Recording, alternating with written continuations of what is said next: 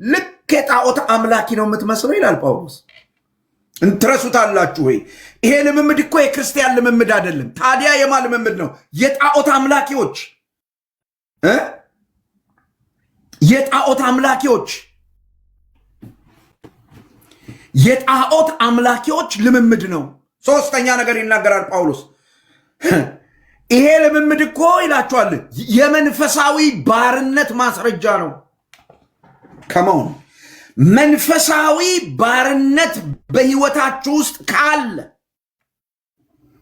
መንፈሳዊ ባርነት ማለት ምን ማለት ነው? እሱ ኢየሱስ ክርስቶስን በማመንህ በኢየሱስ ክርስቶስ ሥራ በመዳንህ ብቻ ከእግዚአብሔር ጋር ለመገናኘት እንዳትችል የሚያደርግ ገና ሌላ ተጨማሪ ይሄን ያን መፈጸም አለብህ ብሎ በባርነት ውስጥ እንድትኖር የሚያስጨንቅህ ነፃነትህን የሚገፍ ነገር ካለ መንፈሳዊ ባርነት ውስጥ ነው ያለው። በመንፈስ ቅዱስ አማካኝነት ወደ እርሱ መግባት ሳትችል ቀርተህ የተለያየ ሃይማኖታዊ ወግ በዓል ቀን ምናምን አክብረህ ወደዚያ ወደ እግዚአብሔር ለመግባት የምታስብ ከሆነ መንፈሳዊ ባርነት ውስጥ ነው ያለው። ጳውሎስ ይሄ ነው እኮ ይላቸዋል። የሕግ ባሪያ ለመሆን የምትሞክሩት ሙከራ ይሄን ነው የሚያደርገው። ሐዋርያው ቅዱስ ጳውሎስ ከዚህ ጋር ያነጻጸረውን ሕግን መጠበቅን ምን ብሎታል? ወደ ደካማ ወደሚናቅ የመጀመሪያ ትምህርት መመለስ ነው። በሌላ ቋንቋ ምን እያለ ነው? ባካርጋችኋል እኮ ከጌታ ተመለሳችሁ እኮ ጌታን ተዋችሁ ማለት እኮ ነው ይላቸው።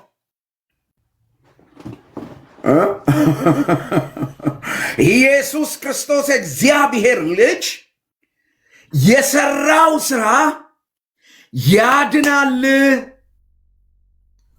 አንዳንድ ሰዎችን አትታገሱ ፕሊስ። የሰው ስም እዚህ እየጠሩ እንትን የሚሉ ሰዎችን ወደዛ አስወጡ። እዛው የለመዱበት ሰፈር ሄደው እዛ እንትን ይበሉ። ወደ መጀመሪያው ነገር ተመልሳችኋል ማለት ነው ብሎ ሐዋርያው ቅዱስ ጳውሎስ ይህንን ከዚህ ጋር ያብራራል። እና ጳውሎስ ጠንካራ የሆነ በጣም አስፈላጊ የሆነ ሙግት ያቀርባል። ቁጥር 9 አሁን ግን እግዚአብሔርን ስታውቁ ይልቅስ በእግዚአብሔር ስትታወቁ እንዴት ወደዚህ ትመለሳላችሁ?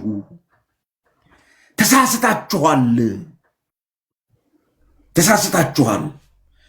ኢየሱስ ክርስቶስ ብቻውን ያድናል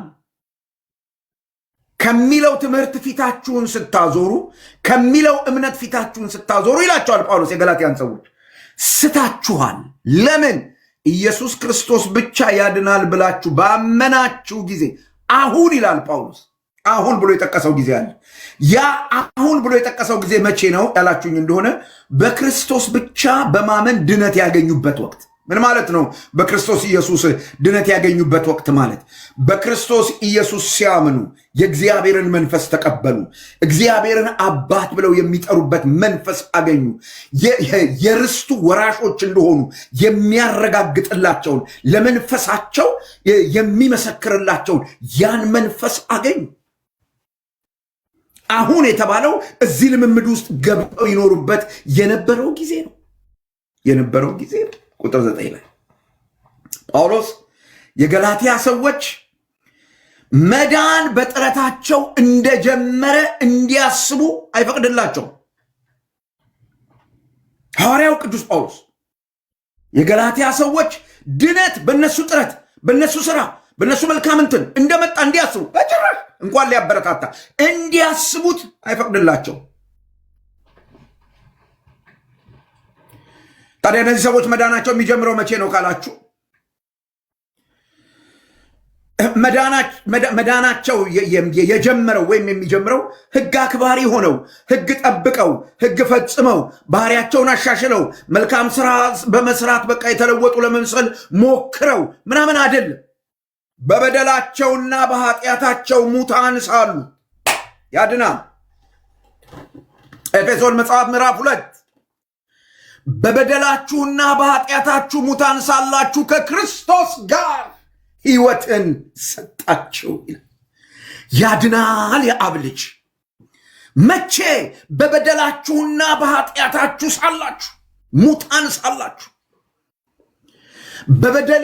በበደላችሁና በኃጢአታችሁ ሙታን ሆናችሁ በነበረ ጊዜ፣ ጣዖት እያመለካችሁ ባለ ጊዜ፣ በባርነት ውስጥ ትኖሩ በነበረበት ጊዜ፣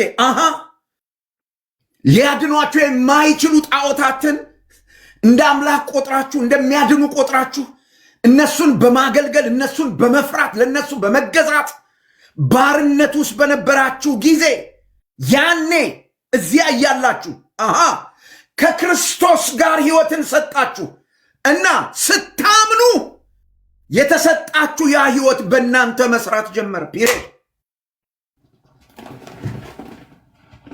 አያችሁት?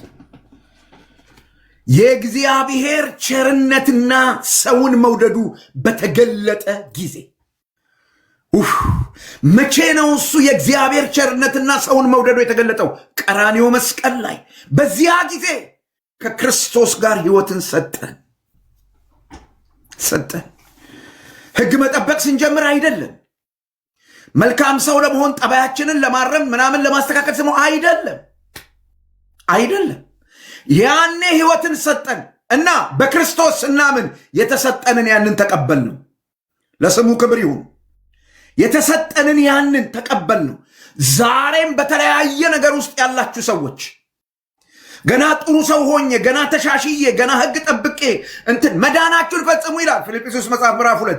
ምን ማለት እንደሆነ በአውዱ ስለምናየው አሁን አላነሳው፣ በክፍሉ ስለምናየው ጨርሶ ለመዳን የአንተ አስተዋጽኦ ያስፈልገዋል የሚል ነገር ግን የለም።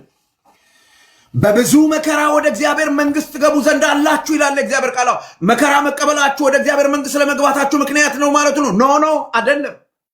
ወደ እግዚአብሔር መንግስት ፍጻሜ የምናደርገው ጉዞ ብዙ ቻሌንጅ አለበት፣ ብዙ ፈተና አለበት፣ ብዙ ስደት አለበት፣ ብዙ ተቃውሞ አለበት፣ ነፍሳችንን ዋጋ እስኪያስከፍለን ድረስ እና እሱን ሁሉ አድርገን እንጨርሳለን። ያድናል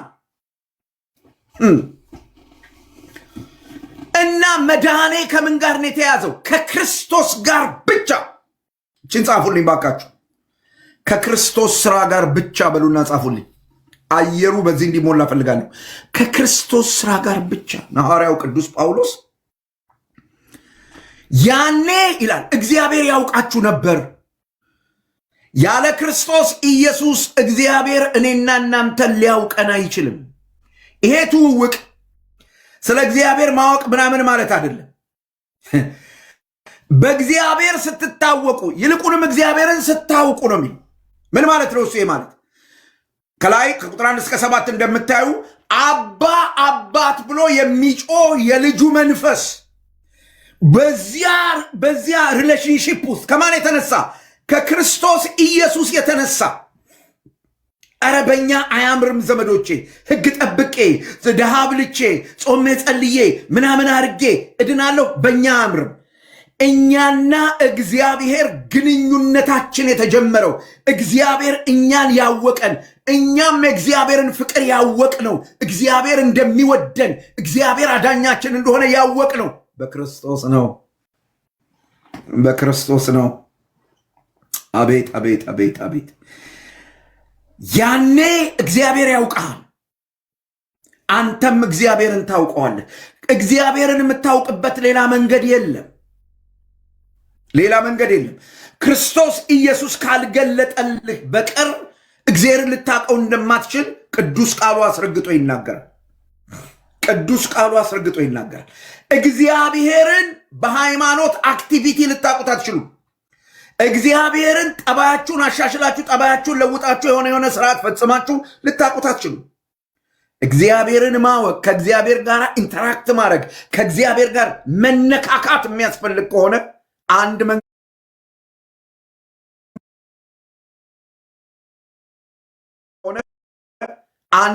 እና ጳውሎስ ይህንን ሙግቱን ያቀርብላቸዋል። እንዴት ነው እሱ ወደኋላ የምትመለሱት ይልና አስደንጋጭ ጥያቄ ያነሳል። ለምን ተመለሳችሁ ብሎ በቀጣይነት ቁጥር 9 ጀምሮ እንደዚህ ይላል። እንደገና ባሪያዎች ሆናችሁ ዳግመኛ ድሮ ትኖሩበት ወደ ነበረው ማለት ነው ዳግመኛ ለዚያ ልትገዙ ትወዳላችሁን? ቀንንና ወርን ዘመንንና ዓመትን በጥንቃቄ ትጠብቃላችሁ። ምናልባት በከንቱ ለእናንተ ደክም ያለው ብዬ ፈራለሁ ይላል ጳውሎስ። በጣም አስደንጋጭ ነገር፣ በጣም ጠንካራ ጥያቄ ይጠይቃቸዋል። እንደገና ባሪያ ሆናችሁ ዳግመኛ ጥላችሁ በመጣችሁት ነገር ለመያዝ ለዛ ለመገዛት ትወዳላችሁን?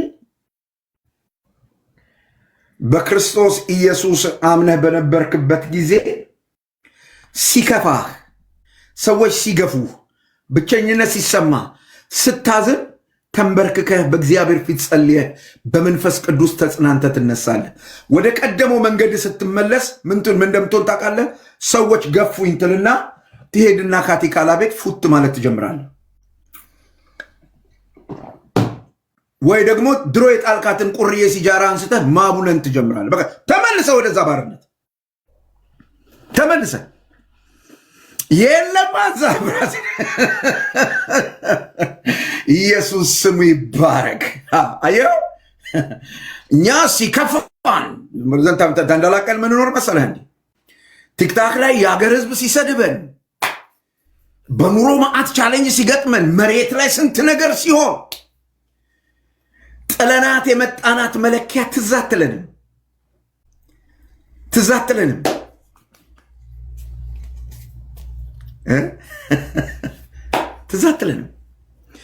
በእሷ እንደገና ለመደሰት አንሞክርም።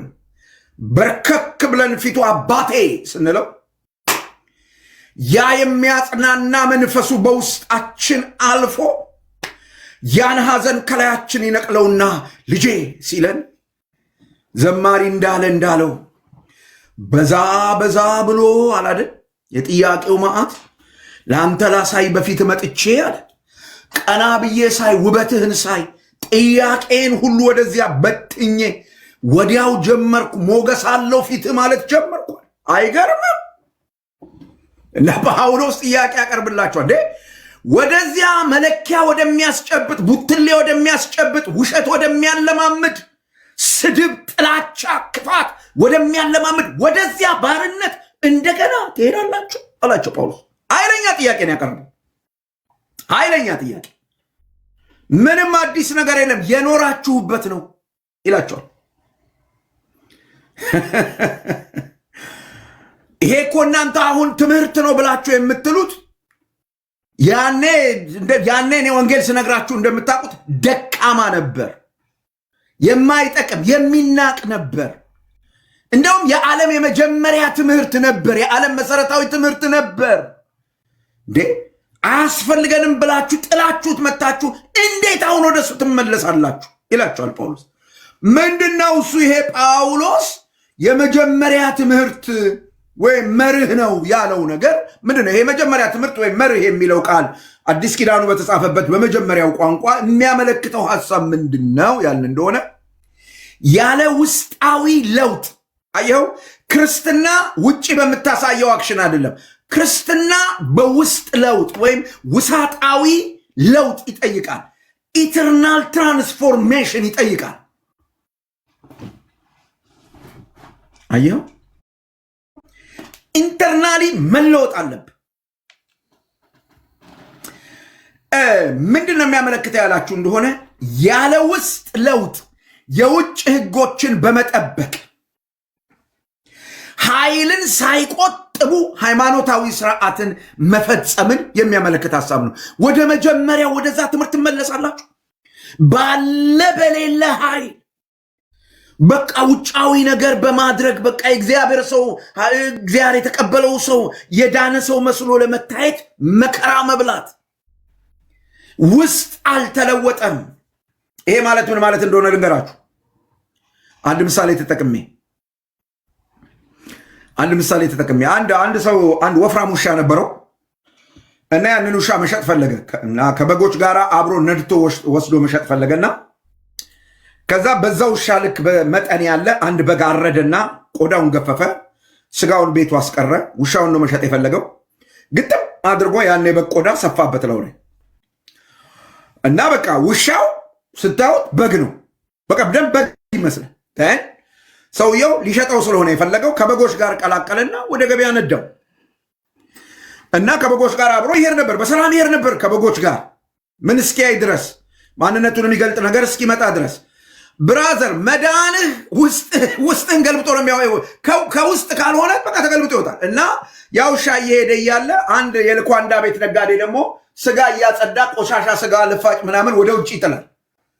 እና ከበጎች መካከል በሰላም እየተነዱ ከሚሄዱት በጎች መካከል አንድ በግ እየሮጠ ሄዶ እዛ ስጋ ላይ ጉባል። ያንን ያዩ አንድ የአገሬ አዛውንት እንዲያሉ ጊዜው 8ኛው ሺህ በግ ስጋ መብላት ጀመረ አሉ። እና ያንን በግ ለመግዛት አንድ ሰውዬ ይሄ ስጋ የሚበላ በጣም የሚገርም የደለበ በግ ነው ብሎ በግ ሲገዛ በአገር ቤት ታውቃለህ አይደል? ወገቡ ነው የሚያዘው።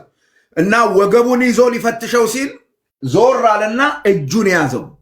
ያኔ በደንብ ሲያየው ለካ ውሻ ነው በግ አይደለም። ብራዘር እንደዚህ ውሻ ከላይ ማንነትህን በቃ ክርስቲያን ያስመስለኛል፣ የዳነ ሰው ያስመስለኛል ብለህ የተሸከምከው ነገር ውስጥ ያለውን ያንን ሰው የሚገልጥ ነገር ሲመጣ ቡልቅ ብሎ ይወጣል፣ ይታያል። ስጋ ፍለጋ ስትሮጥ ሰዎች አይተው እዝጎ ይላሉ። እንደዚህ ይሳደባል እንደ ይላሉ። አይገርምም? እግዚኦ ነው። ክርስትና የሚጀምረው ከውስጥ ነው። አየው፣ የተለወጠ ልብ ከዚያ ውስጥ ነው የሚወጣው። የአብ ስም ለዘላለም የተባረከ ይሁን። እነዚህ ሰዎች ውሳጣዊውን ለውጥ ትተው በቃ ወደዚህ በሜዳ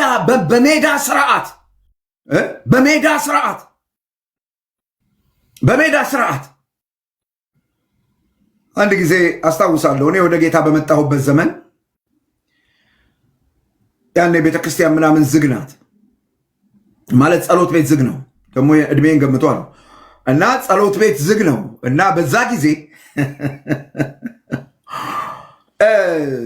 እኔ ጌታን ተቀብያለሁ እና በጌታ ሆኛለሁ እና ሰፈራችን ውስጥ ደግሞ አንዲት ልጅ እንደዚህ ወደ ጌታ ለመምጣት ምናምን እየሞከረች ነገር ምናምን ነበረ። በኋላ ጆባ ሆነች እና ክርስቲያን መሆን እንደጀመረች እንዳቅላት ስለፈለገች አንድ ቀን መጽሐፍ ቅዱስ በእጇ ይዛ መዝሙር እየዘመረች መንገድ ላይ እና ዞር ብዬ አየኋት። ሰላም አለችኝ ማለት ነው። ምን ማለት ነው? ክርስቲያን ነኝ ማለቷ ነው።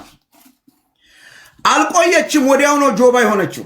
ወይም ይሄ መጠበቂያ ግንብ የሚባሉትን ሰዎች ሆነችው ወዲያው ነው። እኔው ዘመኔን ሙሉ ዝም ብዬ አለሁ። ምንም አልጣጣርም። ክርስቲያን መሆኔን ለማሳይ ምንም አልጣጣርም። ብራዘር ምንም ጣጣው መከራ ውስጥ አልገባም። እንትን ሳልለብስ፣ እንትን ሳላስር፣ እንትን ሳልሰግድ፣ እንትን ሳልሰጥ፣ እንትን ሳልመጣ ምንም ነገር አላረግም። ለምን ካልከኝ ያመንኩት ጌታ ልቤን ለውጦታል እና ከዛ ከተለወጠ ልብ የሚወጣ የመንፈስ ምስክርነት ያለበት ቅዱስ ቃሉ የሚደግፈውን የህይወት ስርዓት በመንፈስ ቅዱስ ዝም ብዬ እኖራለሁ። ዝም ብዬ በቃ ህይወቱ ይሄ ነው። ይጠይቃቸዋል ቅዱስ ጳውሎስ ይሄንን በዚህ ልክ ከገለጸላቸው በኋላ እነዚህ ሃይማኖታዊ ስርዓቶች ጳውሎስ የሚላቸው ሃይማኖታዊ ስርዓቶች ጸጋ የሌለበትን ስርዓት በደንብ አድርጋችሁ ብዙ ሰዎች የእንትን ስርዓት ስንፈጽም በዛው ጸጋ እንካፈላለን፣ ጸጋ በስርዓት ውስጥ ይመጣል የሚል አንድ ጥቅስ የለም። ጥምቀት በሚባል ስርዓት፣ የጌታ እራት በሚባል ስርዓት፣ ምናምን በሚባል ስርዓት ውስጥ ጸጋ እንካፈላለን ይላሉ። የት ጋር ነው የተጻፈ? ለምን አታነቡም ዘመዶች? የእግዚአብሔር ጸጋ ወደ ሰዎች ልጆች የሚመጣበት ብቸኛ መንገድ የአብ ልጅ ኢየሱስ ነው። ቅዱስ ቃሉ ይሄን ነው የሚያስተምረው። ጸጋው በእምነት አድኗቸዋል። ሁለተኛ ጢሞቴዎስ ምዕራፍ 1 ቁጥር 9 ደግሞ እንዲህ ብሎ ይናገራል። ከእቅዱና ከጸጋው የተነሳ ያዳነን እግዚአብሔር ነው። እኛ ስላደረግነው አንዳች ነገር ሳይሆን ከእቅዱና ከጸጋው የተነሳ ያዳነን እግዚአብሔር ነው። ይህም ጸጋ ይላል። ክብር ለኢየሱስ ይሁን። እየሰማ ነው ኤርሚ፣ እየሰማ ነው። እዚህ ተጠመቁ ምናምን መከራ አታብላል። ይህም ጸጋ ከዘላለም ዘመን በፊት ያድና። አንተ ውሃ ውስጥ ገብተህ ስትወጣ አንተ የጌታ እራት ለመቀበል ቁጭ አይደለም። ከዘላለም ዘመን በፊት በክርስቶስ ኢየሱስ ተሰጠን። አሁን ሞትን ደምስሶ ሕይወትንና አለመበስበስን ወይም አለመጥፋትን ወደ ብርሃን ባወጣው ወይም ኢሞዋቲነትን ወደ ብርሃን ባወጣው ትንሣኤን ወደ ብርሃን ባወጣው በልጁ በክርስቶስ ኢየሱስ በኩል ተገለጠ። አበቃ። የእግዚአብሔር ጸጋ ሰውን የሚለውጥ የሚያድን የእግዚአብሔር ጸጋ በየትኛውም የሃይማኖት ስርዓት ውስጥ የለም። አንድ ጥቅስ የለም እዚህ ውስጥ። የሐሰት ትምህርት ነው። አንድ ሰው ወለድ ነው። ስለዚህ ሰዎች ጥቅስ አይደለም የሚጠቅሱልህ። ታዲያ ምንድነው እሱ የሚጠቅሱልህ? በሁለተኛው መቶ የነበሩ አባቶች እናቶች ይላሉ። በሕግ አምላክ እናቶችና አባቶች ከዚህ ቃል በላይ አይደሉም። ከነዛ አባቶች በላይ ሐዋርያቱ አሉ እዚህ መጽሐፍ ውስጥ። የሰማኸኝ ነው? እና ሐዋርያው ቅዱስ ጳውሎስ ምን ይላቸዋል? እነዚህ ሰዎች እየተመለሱባቸው ያሉትን ስርዓቶች ጸጋ የሌለበት ስርዓት ለጽድቅ መመዘኛ አድርገው ቀናትንና ወራትን ዘመንንና ዓመትን ማክበርን ትኩረት የሚሰጡ ናቸው። የመጀመሪያ ትምህርት የተባለው አየኸው። ሊመለሱበት የሚፈልጉት ሊሄዱበት የሚፈልጉት ምንድነው ጳውሎስ እያለ ያለ?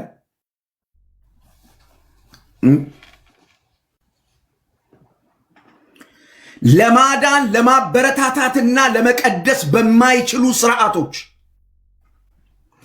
በባርነት ለመታሰር በክርስቶስ ከተሰጠው ጸጋ ለምን ትመለሳላችሁ ይላቸው። ለምን ትመለሳላችሁ? ስንት ጊዜ ቆርበው ስንት ጊዜ ስንት ነገር አድርገው ሰዎች ያው ናቸው። አሁንም ያለ እግዚአብሔር ጸጋ አትለወጥም። የሚለውጠው ጸጋው ነው። ጸጋው በክርስቶስ በኩል ነው ያለው። እግዚአብሔር በልጁ በክርስቶስ በኩል ነው የሰጠን። ይሄው እግዚአብሔር ቃል ምን ልታደርገው ትችላለህ ብራዘር? እና ጳውሎስ እያለ ያለው ይህንን ጳውሎስ ይህንን ሲል ሕግን ወይም ስርዓትን እየተቃወመ አይደለም። እሱ እየተቃወመ ያለው በክርስቶስ ኢየሱስ ምትክ በክርስቶስ ኢየሱስ ቦታ ሃይማኖታዊ ተግባራትን ለድህነት መሰረት ማድረግ ሐዋርያዊ ተቃውሞ አለበት። 4 ነጥብ። በክርስቶስ ኢየሱስ ምትክ አንዳንዴ ሰዎች ሲናገሩ ሰማነው። እኛ እኮ በክርስቶስ ድብና አድርገን እናምናለን፣ በቃ እናምናለን። ሌላውን ኮተጣላ ክርስቶስ ሲደመር የሚባል ነገር የለም። ክርስቶስ ብቻውን። ጳውሎስ የጠበቀው እሱ ነው። መጽሐፉ የሚያስተምረው እሱ ነው። አባቶች የምትላቸውም ይሄንን ነው ያስተማሩት። እውነቱን እንነጋገር ከተባለ ክርስቶስ ላይ የሆነ ነገር ሲደመር ብለው የተነሱ ሰዎች ጥንት ተወግዘዋል። እውነተኛዋ ቤተክርስቲያን አውግዛቸዋለች። ዘንድሮም የስተት ትምህርት ነው፣ ይወገዛል። ክርስቶስ ብቻው። እግዚአብሔር ስም የተባረከው። ሐዋርያው ቅዱስ ጳውሎስ ይህን ነው የሚለው። አየው እና እሱ እየተቃወመ ያለ ክብረ በዓላት፣ ሃይማኖታዊ ወጎች ገብቷቸዋል። እነዚህ ክብረ በዓላት ተብለው የሚከበሩ ነገሮች፣ ሃይማኖታዊ ወጎች በዚህ ወንጌል አማኙ ሰፈር ያሉ እዛ ያሉ ብቻ አይደሉም፣ ውጭ ያሉ ብቻ አይደሉም። እዚህ እኛ ሰፈርም አሉ። ክሪስመስ ትሪ አሸክሞ የሚያዞር አንዳንድ ሰዎች በቃ ያን ማድረጋቸው ጌታ የተወለደበት ቀን ለመሆኑ ታኅሳስ 29 ተወለደ ያለው ማን ነው? በምን ካላንደር ነው? አንድ ሴትዮ አሉ እዛ አዲስ አበባ አዲስ ካላንደር እያስተዋወቁ ያሉ። ማን ነበር? ንግስት ማነት ስየው የሚባሉ ስማቸው ጠፋኝ። ኤርሚ ያውቃቸዋል። እኔ ነኝ ንጉሠ ነገሥት ነው እንጂ ንጉሠ ነገሥት ማንትስዮ የሚባሉ ሰው ጠፋኝ ስማቸው። እሳቸው ያመጡት ቀመር አለ። የትኛው ቀመር ነው ልክ? ዘመዶቼ በጣም ማስተዋል ይጠይቃል። ክብረ በዓላት፣ ሃይማኖታዊ ወጎች አደጋቸው ያለው የት ነው ካላችሁኝ፣ ለጽድቅ በነሱ ላይ የተመሰረተ እምነት ሲኖረን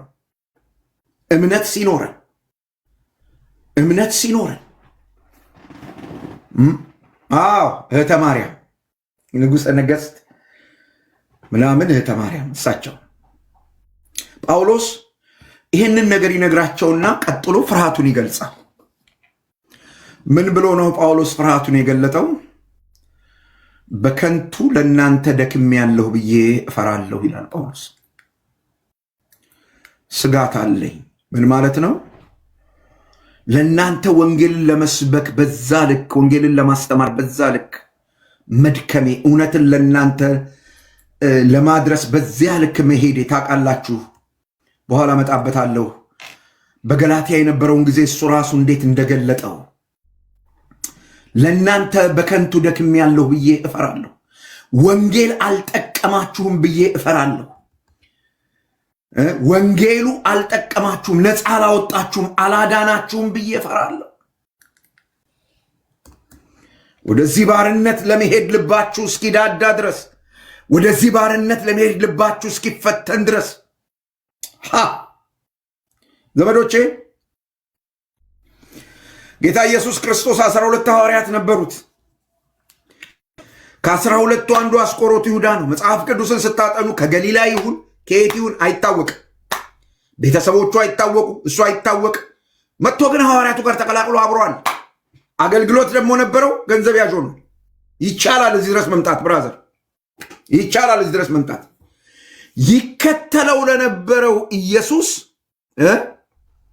ይከተለው ለነበረው ኢየሱስ ግን ጠላት ነበረ። አገልግሎት ለሰጠው ለኢየሱስ ግን ጠላት ነበረ። ጠላትነቱ ከዮሐንስ ወንጌል ምዕራፍ 6 ይጀምራል። ከዛ ይጀምራል። ጌታን እየጠላው፣ ጌታን እየተቃወመው፣ መቼ አሳልፎ እንደሚሰጠው ቀን ቀጥሮ ይዞ በገንዘብ ያዥነት ያገለግል ነበር። ምናልባት አንዳንድ ሰዎች ዳጎስ ያለ ገንዘብ እስኪያገኙ ኃይለኛ የኢየሱስ ሰባኪ ሊሆኑ ይችላል። የሆነ የሃይማኖት ድርጅት የሚያጎርሳቸው ነገር እስኪያገኙ ኢየሱስ ምናምን የሚሉ ሊሆኑ ይችላል።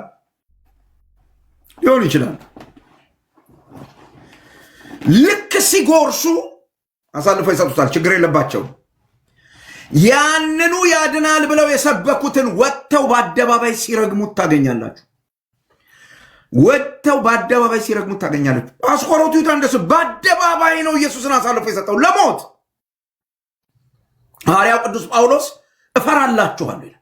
እንዲህ አይነት ሰዎች ምን አይነት ሰዎች ናቸው? ወንጌል ያልጠቀማቸው፣ ወንጌል ልባቸው ጋር መንፈሳቸው ጋር ያልደረሰ፣ ከባርነት ነፃ ያላወጣቸው፣ ግን ወንጌል አገልግሎት ያስጀመራቸው፣ ወንጌል ሰባኪ ያረጋቸው፣ ወንጌል ዘማሪ ያረጋቸው፣ ወንጌል የተለያየ ነቢይ ምንትስ ያደረጋቸው።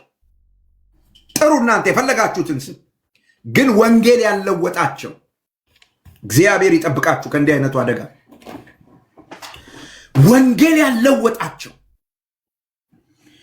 ወንጌል ሳይለውጣችሁ በየቲክታኩ የምትሯሯጡ ሰዎች ተረጋጉና ቁጭ ብላችሁ ወንጌል ምን እንደሆነ መጀመሪያ ተገንዘቡ።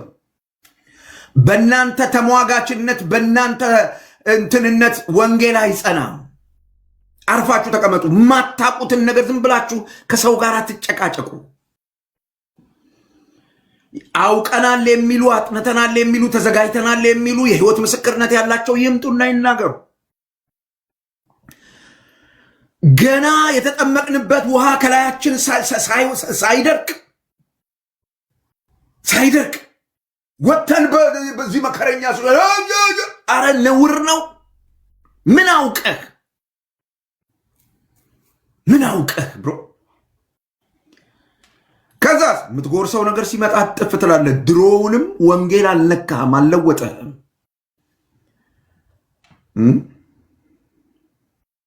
አደገኛ ነገር ነው። ዋው! እና እፈራለሁ ለእናንተ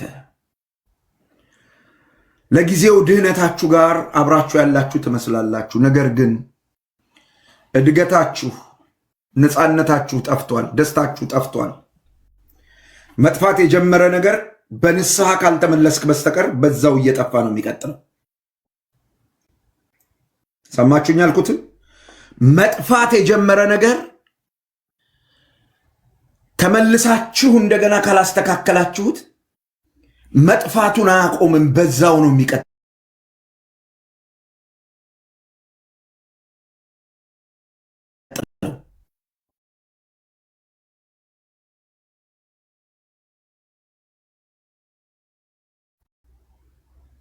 በጣም አደጋ አለው። ሐዋርያው ቅዱስ ጳውሎስ ይህንን ካለ በኋላ ወደ ምጋቤ ይመጣል፣ ወይም ወደ መንፈሳዊ አባትነት ያን ልቡን ወደሚያሳይበት ይመጣል። ቁጥር 12 እስከ 15 እንደዚህ ይላቸዋል። ድምፁ ይቀየራል። ጳውሎስ እዚህ ድረስ የተከራከረበት ድምፁ፣ እዚህ ድረስ የተሟገተበት ድምፁ ይቀየራል። ጳውሎስ ድምፁ ይለወጥና እንደ አባት እንዲህ ማለት ይጀምራል። ጳውሎስ ልቤን የሚነካ ነገር ዘመዶች፣ ልቤን የሚነካ ነገር። ቁጥር 12 ወንድሞቼ ሆይ ይላል።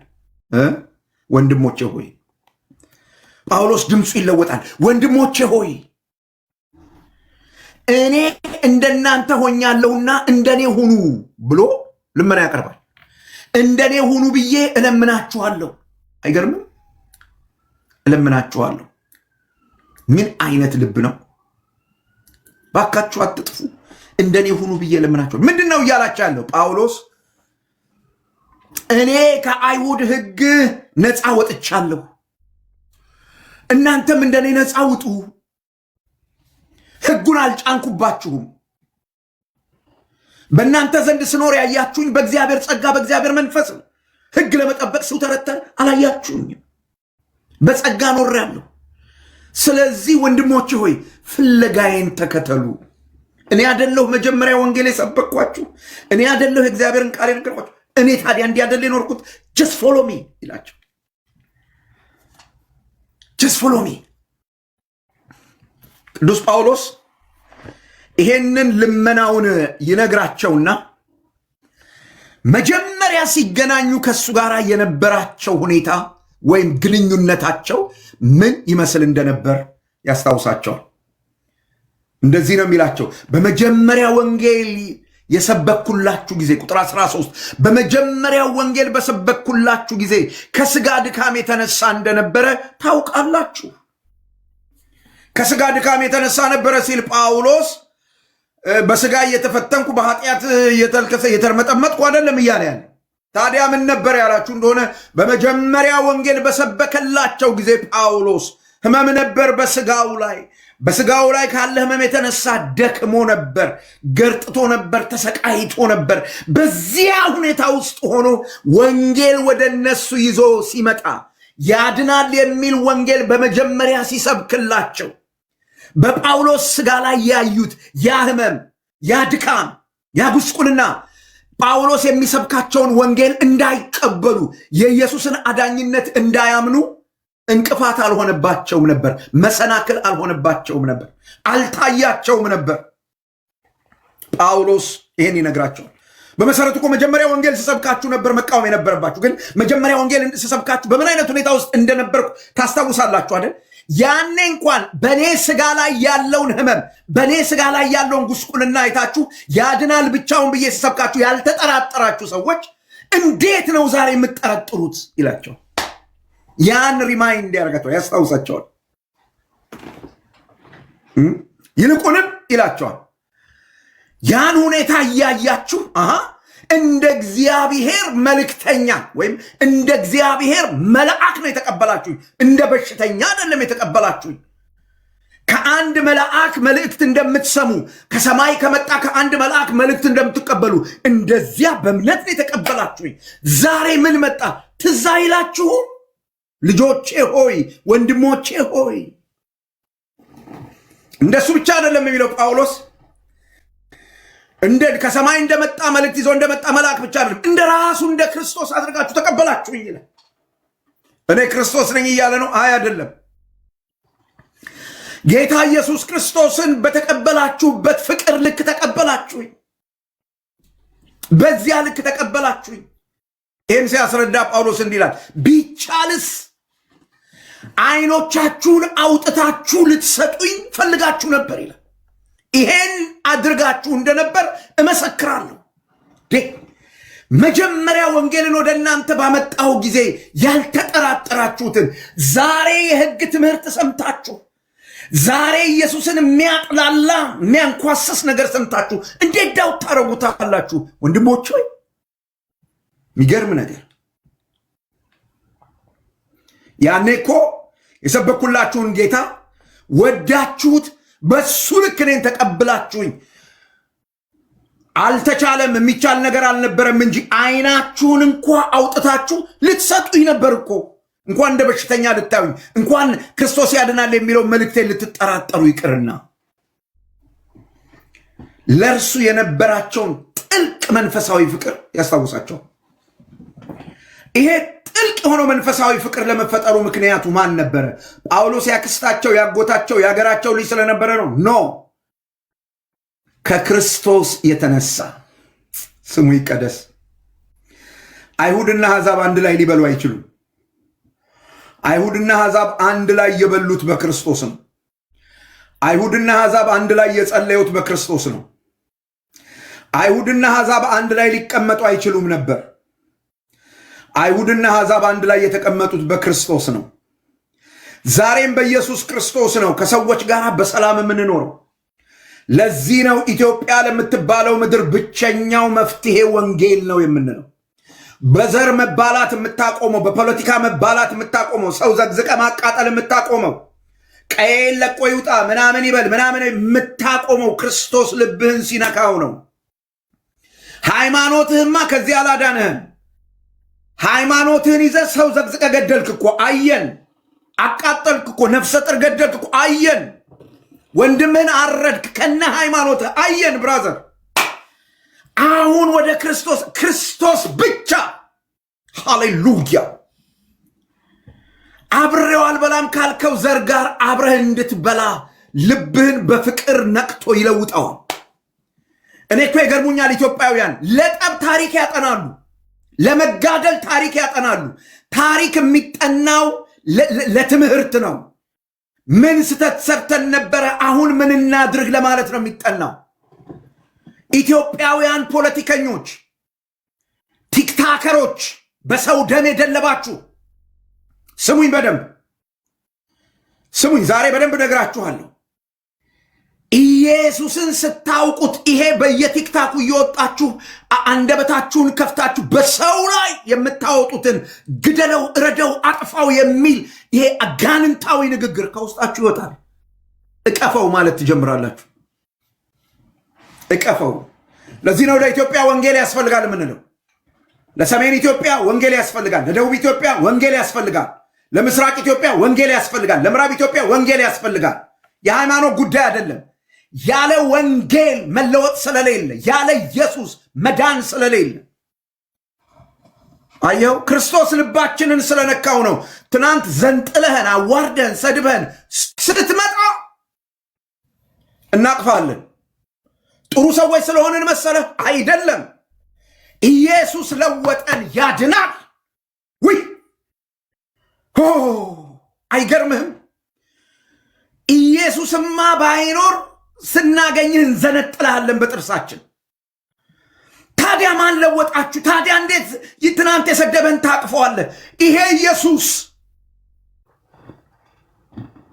ብቻውን ማንም ሳይረዳው፣ ማርያም ሳትረዳው፣ የኔ ሥራ ሳይረዳው፣ ገብርኤል ሚካኤል ሳያግዙት ብቻውን የአመፀኛውን ልብ ለወጠው።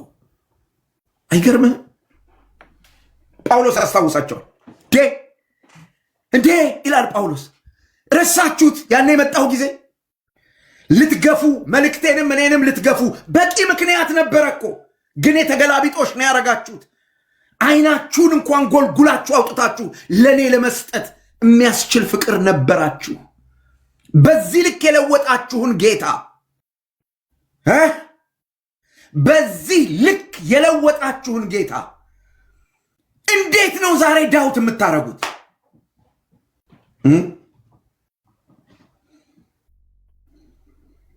አንዳንድ ሰዎች መንፈስ ቅዱስ በዚህ ዘመን አይሰራም፣ የጸጋ ስጦታ ምናምን የለም፣ ግሪኩ ዕብራይስጡ ምናምን ይላሉ። እኔ ጥቅስ አልጠቅስም ዘመዶች፣ ብዙ ጥቅስ አለ፣ ግን ጥቅስ አልጠቅስም። ምን ላድርገው? ይሄ ውስጥ ያለውን ንገረኝ እስቲ። እኔ ከሆነ ጥቅስ አልፈልግም አለ። ይሄ አሁን የሚያስጮኸኝ እኮ እኔ እንዳልመስልህ አለ እኔ ጋር እና ይሄን ምን ላድርገው? ይሄ እንዴት ልክደው እችላለሁ? እንዴት ልክደው እችላለሁ? ለስሙ ክብር ይሁን። ጳውሎስ በፍቅር ልብ ይሄን ያስታውሳቸዋል። ግን አንድ በጣም ልብ የሚሰብር ጥያቄ ይጠይቃል። ከዚህ ቀጥሎ አንድ ልብ የሚሰብር ጥያቄ ይጠይቃል። በዚህ ልክ ከክርስቶስ የተነሳ ተዋደን እያለ እንኪያስ እውነት ስለነገርኳችሁ ጠላት ሆንኩባችሁ? አሁን እኔ ማቀው እኔና እናንተ መካከል ያለ ግንኙነት ይሄን ነው የሚመስለው። ከክርስቶስ የተነሳ አሁን ኢየሱስ ክርስቶስ ብቻ ነው የሚያድነው ስላልኩ ጠላት ሆንኩባችሁ? የጠባችን ምክንያት እውነት መናገር፣ እውነት ማስተማር። በየቲክታኩ እየዞራችሁ የምትሰድቡን ሰዎች ምክንያታችሁ ምንድን ነው? የት ሰፈር እንደምንኖር አታውቁ፣ አልለካናችሁ። ኢየሱስ ክርስቶስ ብቻ ያድናል ስላልን ጠላት ሆንባችሁ? በተለይ በክርስቶስ አምናችሁ ድነናል ካላችሁ በኋላ ከወንድሞችና ከእህቶች ጋር ጦርነት ውስጥ የገባችሁ ሰዎች ምንድን ነው ወደ ጦርነት የከተታችሁ? ችግር አለ ማለት ነው። በጳውሎስና በገላትያ አማኞች መካከል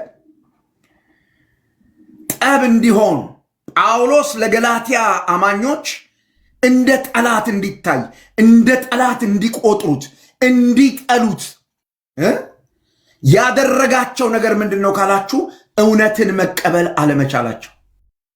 እውነትን ለመቀበል አለመቻል ልብን ወደ ጥላቻ ይለውጣል። ደግሜ እነግራችኋለሁ።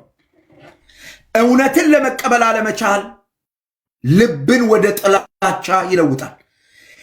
ውሸት ሲያገኛችሁ፣ የሐሰት ትምህርት ሲያገኛችሁ ልባችሁን ይለውጠውና በጥላቻ ይሞላዋል። እናስ እርማትን መቀበል፣ ተግሳጽን መቀበል ትዕቢታችሁን፣ ያን ኩራታችሁን ስለሚነካ መውደቅ ስለሚመስላችሁ ተሳስቻለሁ፣ ልክ አይደለሁም፣ ይታረም ይሄ ብሎ ማስተካከል ስተት ስለሚመስላችሁ ወደ ጥላቻ ትገባላችሁ። የገላትያ ሰዎች እንደዚህ ነው የሆኑት።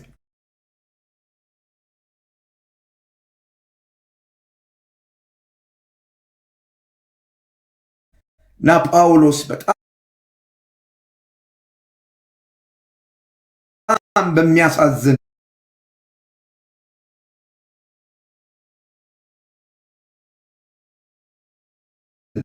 በተሰበረ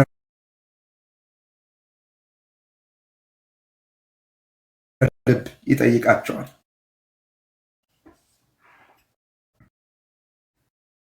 ከዚያ ቀጥሎ ሐዋርያው ቅዱስ ጳውሎስ ይሄን ከጠየቃቸው በኋላ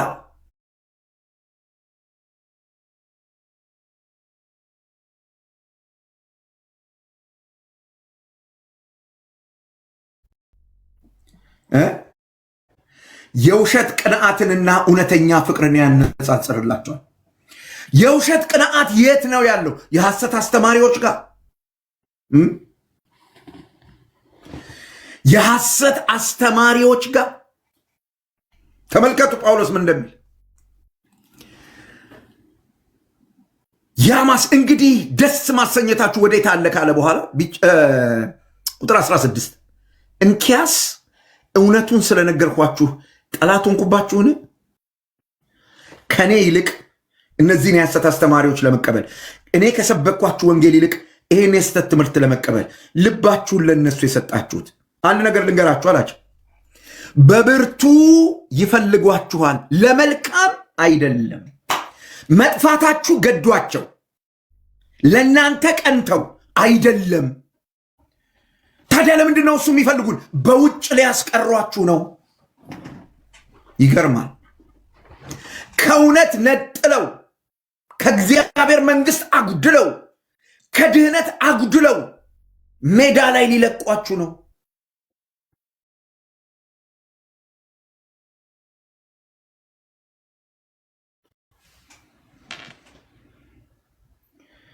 ይሄንን ወንጌል ረግጠህ ከሄድክ በኋላ ይሄንን ወንጌል ከተውከው ብራዘር፣ በዚህ ወንጌል ላይ ካመስክ እመነኝ የሚሆነው ነገር ይሄ ነው። ዛሬ በወንጌል ላይ እንድታመጽ፣ ዛሬ በወንጌል ላይ እንድትነሳ የሚቀሰቅሱ ሰዎች ሁሉ፣ የሚያስተምሩ አስተማሪዎች ሁሉ በእርግጥ ክርስቶስን መካድን ልክ ሲያረጋግጡ ሲገባቸው ይተዋል። ከዛ መንገድ ለመንገድ ማውራት ትጀምራለህ። እግዚአብሔር ይጠብቅህ። መንገድ ለመንገድ ማውራት ትጀምራለህ። በዘመኔ ካጋጠሙኝ ሰዎች መካከል አንድ ሰው አውቃለሁ። ያኔ ጸሎት ቤት ዝግ በነበረ ጊዜ ሩፋኤል ቤተክርስቲያን አካባቢ ቁጭ ብሎ ይለምን የነበረ አንድ ወጣት ከወገኖች ጋር ሄደን ወንጌል ነገር ነው፣ ጌታን ተቀበለ። የምር ነው ጌታን የተቀበለው። ዘመዶች ጌታን ተቀበለ። አመጣ ነው። ጸጉሩን ላጨ ነው። ተባይ ብቻ ስለነበረ የለበሰው ልብስ በተባይ የተበላሸ ስለነበረ አቃጠልን፣ አውልቀን ልብስ አለበስን፣ ምግብ አበላ ነው። ከዛ እግዚአብሔርን ቃል ማስተማር ጀመርን። እየጸለይንለት እያስተማር ነው፣ እየጸለይንለት እያስተማር ነው። የእግዚአብሔር መንፈስ በኃይል ገባበት። ከዛ የጸጋ ስጦታ መለማመድ ጀመረ። በእግዚአብሔር ፊት ቆሜ ይሄው እዚህ 630 ሰው ነው ምናምን አያለው። ከዚህ ህዝብ በላይ ግን አሁን በፊቱ የማገለግለው እግዚአብሔር ምስክር ነው። ይሄ ልጅ የመንፈሳዊ ስጦታ ልምምድ፣ የመናፍስትን የመለየት ልምምድ ብዙ ስላልገባው አዲስ ስለሆነ ያኔ ቤት ለቤት ነው የምንጸልየውና አንድ ቤት ነበረ፣ ቴቴ በላይ የምትባል እናት ነበረችን። እሷ ቤት ነበረ ተሰብስበን የምንጸልየው እና ይሄ ልጅ አጋንንት ያለበት ሰው መካከላችን ሲኖር ያውቃል እና ይመጣና ለእኔ ነው የሚነግረኝ በጆሮዬ፣ ያቺ ሴትዮ አጋንንት አለባት ሲል ይጮሃል መንፈሱ። እዛ ጋር ያ ሰውዬ አጋንንት አለበት ሲል ይጮሃል መንፈሱ። ዋው ዋው! እግዚአብሔር በልጁ እጅ ላይ የሚገርም ፈውስ ያደርጋ ይቻሉ። ዘመዶች እንደው አትሳቁብኝ እንጂ እኔና አንድ ወንድሜ በጣም ተነጫንጨናል። ስላላስፈቀድኩት አሁን እዚህ ስሙን አልጠራም። አገልጋይ ነው ያ ወንድም። አሁን አንዲት ቤተክርስቲያን ይመራል። በመካነ ኢየሱስ ቤተክርስቲያን ውስጥ አንድ አጥቢያ አገልጋይ ነው። እኔና ያ ወንድም ጾም ጸሎት ይዘን በእግዚአብሔር ፊት ተነጫነጭ። እግዚአብሔር ሆይ እኛ አምጥተ ነው መስክረንለት፣ እኛ አስተምረ ነው፣ እኛ ጸልየን እሱ በመንፈስ ቅዱስ ተሞልቶ በዚህ ልክ እያገለገለ ምን ማለት ነው እኛን ብለን እውነት ነው መነግራችሁ ተነጫነጭን፣ በእግዚአብሔር ፊት ተነጫነጭን። እና ጌታ አንድ ቃል አምጥቶ ኩም አረገን። በመጥራቱና በጸጋ ስጦታው እግዚአብሔር አይጸጸትም። አርፋችሁ ተቀመጡ አለ። ታው ነው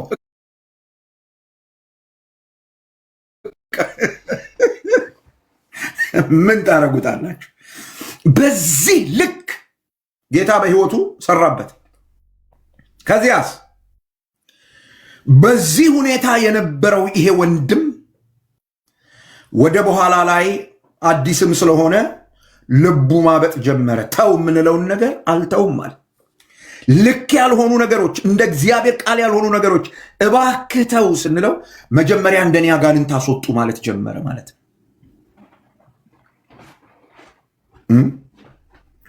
አልሰማን አለ።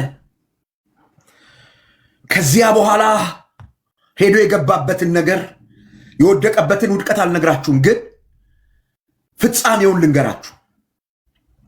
በዚያ ዘመን መርካቶ ራጉኤል የሚባል ቤተክርስቲያን አለ። በዚያ የኦርቶዶክስ ቤተክርስቲያን ማለት ነው።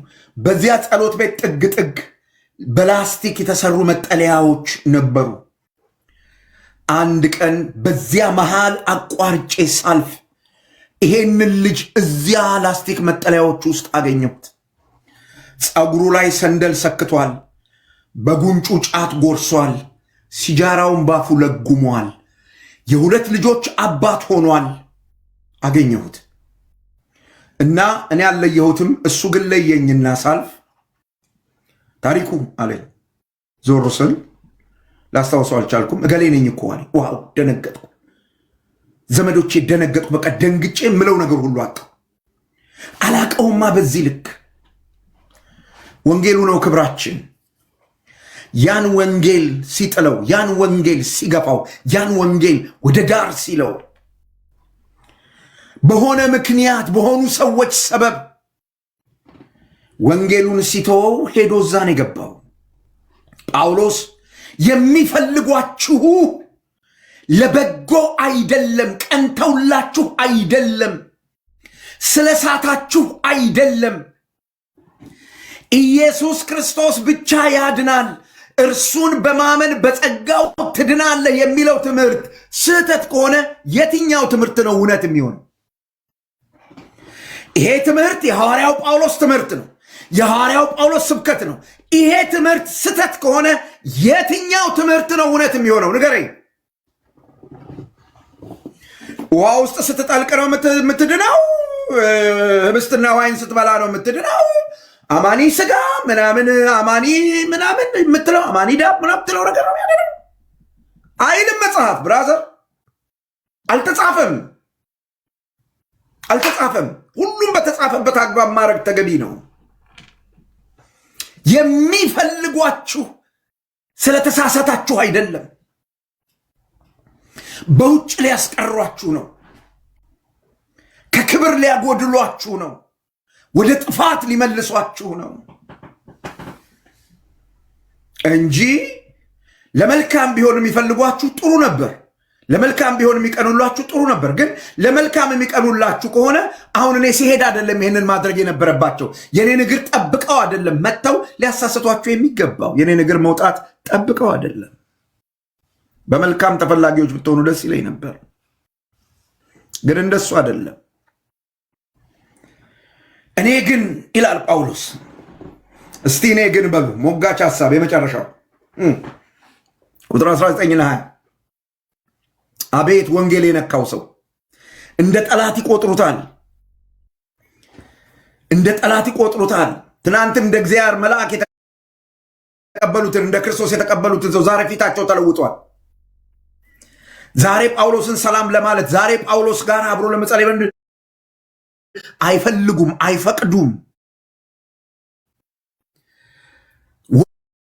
ወንጌሉ ግን በሕይወቱ የተቀመጠው ጳውሎስ ስለነዚህ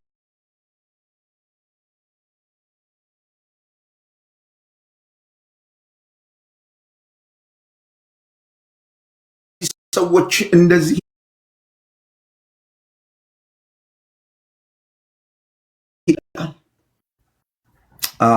ዘመዶቼ የሐሰት አስተማሪዎች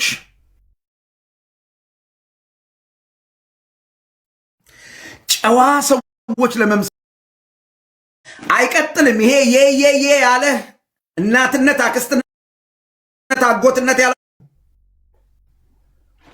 ወደ ክርስቶስ ኤርሚ የኛ አርበኛ ምናምን የምትሉ ሰዎች ወደ ክርስቶስ። የኤርሚ ዓላማ ይሄ አይደለም። እዚህ ከጸጋ ወደ ሕግ ባርነት የስተት ትምህርት ሲነካችሁ የጥንት የጠዋቱ ትሉና በክርስቶስ ኢየሱስ በተገለጠው ጸጋ ከዳናችሁበት እውነት ወደ ሕግ ባርነት ትሄዳላችሁ። ወደ ሕግ ባርነት፣ ከነፃነት ወደ ፍርሃት። ዝም ብለህ በእግዚአብሔር ፊት በክርስቶስ ኢየሱስ ሥራ ወደ እግዚአብሔር ትቀርብበት የነበረው ነፃነትና ድፍረትህ ይመታና ሰይጣን በክስ የሚደበድበው የሚያደቀው ለመጸለይ ለማመስገን የእግዚአብሔርን ስም ለመጥራት አቅም ያጣ የተጎዳ ህመምተኛ ትሆናለህ። የሐሰት ትምህርት ሲነካ እንደዚህ ነው የሚያደርገው። ከድፍረት ወደ ፍርሃት ትሄዳለህ። ሐዋርያው ቅዱስ ጳውሎስ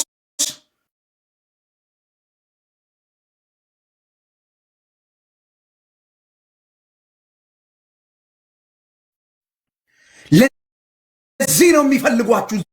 እዚህ ውስጥ ሊከቷችሁ ነው የሚፈልጓችሁ። በውጪ ሊያስቀሯችሁ የሚለው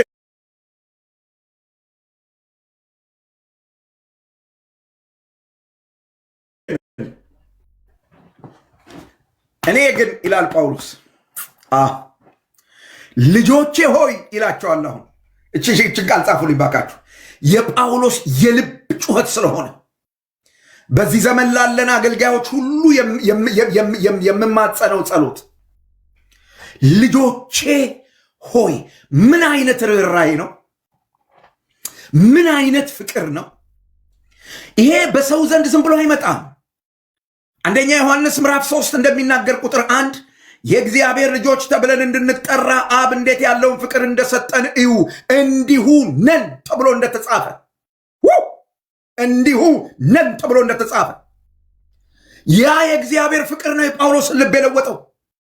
እንደዚህ ይላቸዋል፣ ልጆቼ ሆይ አንዲት ሴት ምጥ ይዟት እንደምትሰቃይ አመጣችሁ የወለዳችሁ እህቶቼ ይሄ ይገባቸዋል።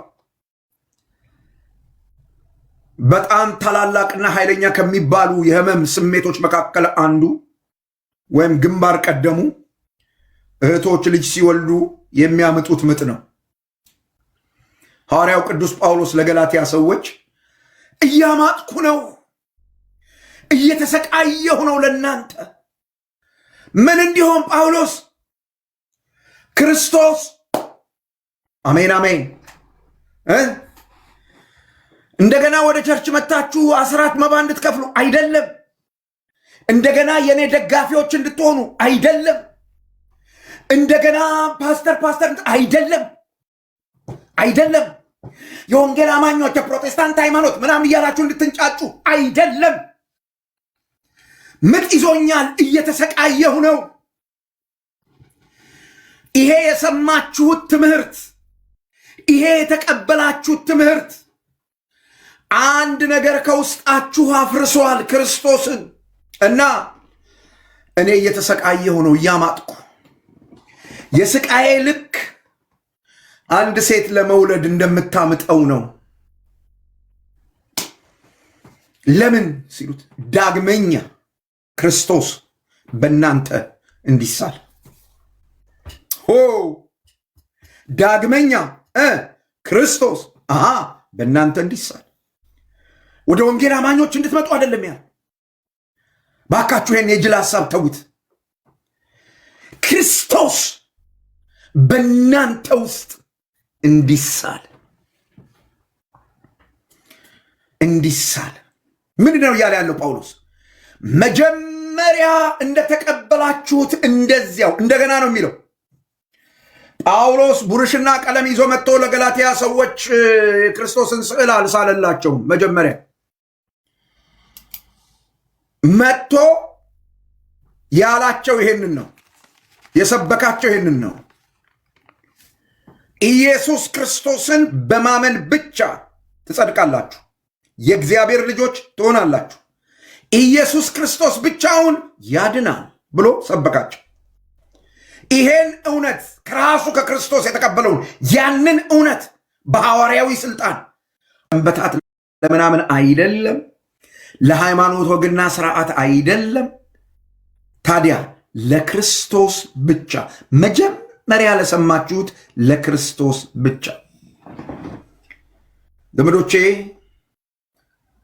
እኔና እናንተንም ልባችንን ለክርስቶስ ብቻ እንድናደርግ እግዚአብሔር ጸጋ ይስጠን። ኢየሱስ ክርስቶስ ላይ ምንም ነገር ከተጨመረ ኢየሱስ ክርስቶስ አዳኝ መሆኑ ይቀራል። ኢየሱስ ሲደመር ሌላ ነገር የሚለው ትምህርት ወደ ውጭ ያስቀራል። የመናፍቃን የሐሰተኞች የካሃዲዎች ትምህርት ነው። ሐዋርያዊ ትምህርት አይደለም። ሐዋርያዊ ትምህርት ይኸው አንድ በአንድ እያነበብኩ የተናገርኩት ነው። ዳግመኛ ለባርነት ራሳችሁን አትስጡ ወንድሞችና እህቶች። ኢየሱስ ክርስቶስ ብቻውን ያድናል። አሜን። ጨረስኩ። አባራሁ። ኤርሚ ጥያቄ ያለው ሰው ካለ አስገቡ።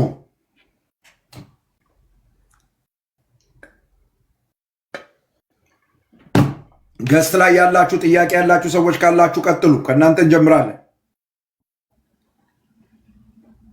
ለምን ወጣሽ ሜርሲ?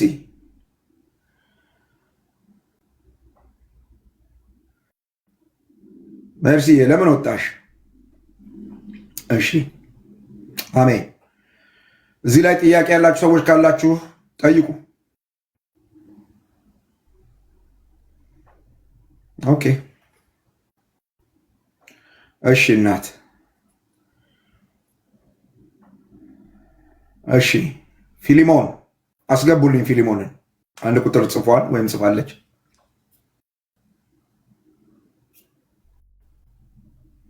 ጥያቄ ብቻ ነው የምፈልገው፣ አስተያየት አልፈልግም ዘመዶቼ። አሁን ባወራሁት ጉዳይ ላይ ቀጥተኛ ጥያቄ፣ አጭር ቀጥተኛ ጥያቄ ነው የምፈልገው። አስተያየት ምናምን ምንም ጌታ ይባርክ በዚህ ገብቶ በዚህ ወጥቶ አትብሉኝ፣ ምንም አያስፈልግም። እሱ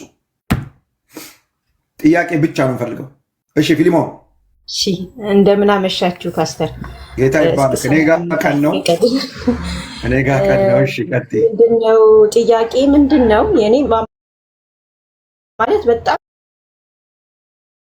ትምህርቱ እጅግ በጣም ግልጽ የሆነ ትምህርት ነው። ግን ምንድነው ልጠይቅ የፈለኩትኝ ስለ ጸጸት እየተናገርክ እኔ ፐርሰናሊ አንዳንድ ጊዜ ትክክል ባለመስራቴ ምናምን ሳይሆን ምህረት ለማድረግ በጣም የምቸገር ሴት ነኝ እና በሱ ጸጸታለሁ። እግዚአብሔር ሆይ ያንተ ልብ የለኝም ብዬ እላለሁ። እግዚአብሔር ደግሞ በጣም ሲሪየስ ነው ምህረትን በተመለከተ ጉዳይ ማለት ነው። እና ክርስቲያን ሆነን ምህረት ባለማድረግ በመንገዳገድ ማለት አላረግም ሳይሆን ልቤ አንዳንድ ጊዜ ሲከብድብኝ አየዋለሁኝ። ልብ ቢኖረኝ ብዬ የመፈለግ የመመኘት ነገር አለ እኔ ጋ ግን ያ ልብ የለም ብዙ ጊዜ ማለት ነው። እና ይሄ ጸጸት ኖርማል ጸጸት ነው ብዬ ስለማስብ ነው እኔ። እና እንዴት ታየዋለህ ነው የመጀመሪያ ጥያቄ። ሁለተኛው ጥያቄ ደግሞ ስለ ስራ፣ አሁን ለምሳሌ መዳናችን ክርስቶስ ኢየሱስ በሰራው ስራ ላይ ያለቀ ነው የተደመደመ ነው 4 ነጥብ። ግን በእኛ በክርስቲያኖች ዘንድ ኢቫንጀሊካል በሆን ነው በእኛ ዘንድ ግን ይሄ ትምህርት በጣም ጎልቶ ወጥቶ ስራ ለሌሎች ማሰብን ይሄንን ደግሞ አላልተን የማየትና መዳን በዚህ በኩል ማለትና ልባችን ለዛ ነገር ያለመሰጠት ነገር ብዙ ጊዜ በቤተ ክርስቲያን ውስጥ ይታያል። እና እንዴት ታየዋለህ የሚል ነው ጥያቄ። ግልጽ ከሆነ ፓስተር ቴንክ ዩ። እሺ 2 ጥያቄ ጠይቀሻል። አንደኛው ባለኝ የህይወት አቋም መጸጸቴ እንዴት ታየዋለህ ነው። መጽሐፍ ቅዱስ 2 ነገር ስለ ንስሐ እንደዚህ ብሎ ይናገራል። ኃጢአቱን የሚናዘዛት ከዚያስ የሚተዋት ምን ያደርጋል? ምህረትን ይቀበላል። የሚሰውራት ግን አይለማም ይላል። ስለዚህ የንስሐን ትርጉም በትክክል መገንዘብ ያስፈልግሻል። ንስሐ ማለት መለወጥ ማለት ነው። መለወጥ እና የሆነ ተአምር ተፈጥሮ ልብሽ እንደው ሚሳሳ እንዲሆን አትጠብቂ። ምን ላድርግ ያልሽኝ እንደሆነ ለእግዚአብሔር ቃል ሰሚት አድርጊ። ፒሪየድ። ለእግዚአብሔር ቃል ሰሚት አድርጊ። ለእግዚአብሔር ቃል ሰሚት ማድረግ የሚቸግርሽ ከሆነ መጠየቅ አለብሽ። ያ አሮጌ ሰው እየታገለሽ ነው። ምንም ዋጋ ከፋይ ሰሚት አድርጊ። ምክንያቱም ግፈፉት ስለሚል ይሄ አንቺ ስራ ነው።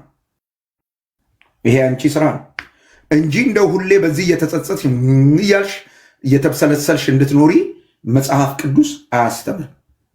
መጽሐፍ ቅዱስ አያስተምር። ስለዚህ ይቅርታን በእግዚአብሔር ቃል ልክ መገንዘብ አለብሽ። እንደውም መጽሐፉ የሚለው ምንድን ነው? እግዚአብሔር በክርስቶስ ኢየሱስ ይቅር እንዳላችሁ እርስ በርሳችሁ ይቅር ተባባሉ ተብሎ ስታንዳርዱ ተቀምጧል። ስለዚህ ለዚህ ቃል ሰሚት ማድረግ ወይም አለማድረግ ነው ያለሽ አማራጭ። በዚህ ዕውቀት አሮጌውን ሰው መግፈፍ ነው ያለብሽ። የመጀመሪያው ነገር እሱ። ሁለተኛ በወንጌል አማኞች ዘንድ ድነት በክርስቶስ ኢየሱስ ወይም ክርስቶስ ኢየሱስ በሰራው ስራ ብቻ ነው የሚል ትምህርት በጣም ስለሚገን የወንጌል አማኞች ሌሎችን ለመርዳት እና የተለያየ ነገር ለመስራት የተደፋፈሩ አይደሉም ወይም ጉለት ይታይባቸዋል የሚል ጥያቄ ነው ያነሳሽው። እኔ ይሄኛው ንግግር በጣም በጣም ጥንቃቄ የሚጠይቅ ይመስለኛል። አሁን ያነሳሽው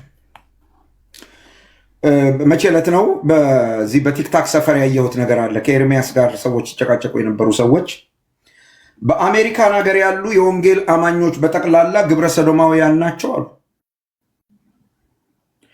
ይህንን ብለው የተናገሩ ሰዎች ስንት ቁጥር ያለው የወንጌል አማኝ አለ ተብለው ቢጠየቁ አይናገሩ፣ አያውቁትም። ዝም ብሎ ጅምላ ጨራሽ የሆነ ንግግር ይናገራሉ። ምንድን ነው እያልክ ያለው ያልሽኝ እንደሆነ የወንጌል አማኞች ስንል ኢን ሚሊየንስ ነው ምናወራው። ቲክታክ ሰፈር ያለ ነው የምንንጫጫው ሰዎች አይደለንም። የወንጌል አማኝ እኛ ብቻ አይደለም። የወንጌል አማኝ ብለን ስንናገር ስለ ሚሊየንስ ነው እያወራን ያለ ነው። ምን ያህል ጥናት ሰርተናል፣ በዚህ አይነት የህይወት ስርዓት እንደሚኖሩ ምን ያህል ጥናት ሰርተናል። መለስ በይና ኢትዮጵያ ነው የምትኖሪው? አይደለም ፓስተር። ኦኬ፣ ምናልባት ከኢትዮጵያ ውጭ ከሆነ የምትኖሪው አንድ መጽሐፍ ሪኮመንድ አረግሻለሁኝ። ሪሊ የወንጌል አማኞች እንደሚባለው ከስራ የጎደሉ ናቸው ወይ? ከስራ የጎደሉ ናቸው ወይ? ከምግባር የጎደሉ ናቸው ወይ? ይህንን መጽሐፍ ገዝተሽ እንድታነቢ አበረታታሻለሁ። በአለቱ ላይ ይላል። አገርሽ ላይ የተሰሩ ሆስፒታሎች፣ በጣም ብዙ ነገሮች የተሰሩት በወንጌል አማኞች ነው። ለዚህ ዝም ብሎ መናገር አይቻልም። እኛ ጎረቤት ያሉ በህይወታቸው ጎረበጥ ባጣ መንገድ የሚሄዱ ሰዎች ወይም እዚህ ቲክታክ ላይ የምናያቸው ቡራቡሬ መልክ ያላቸው ሰዎች የወንጌል አማኞችን ይወክላሉ ማለት በጣም ከባድ ነው።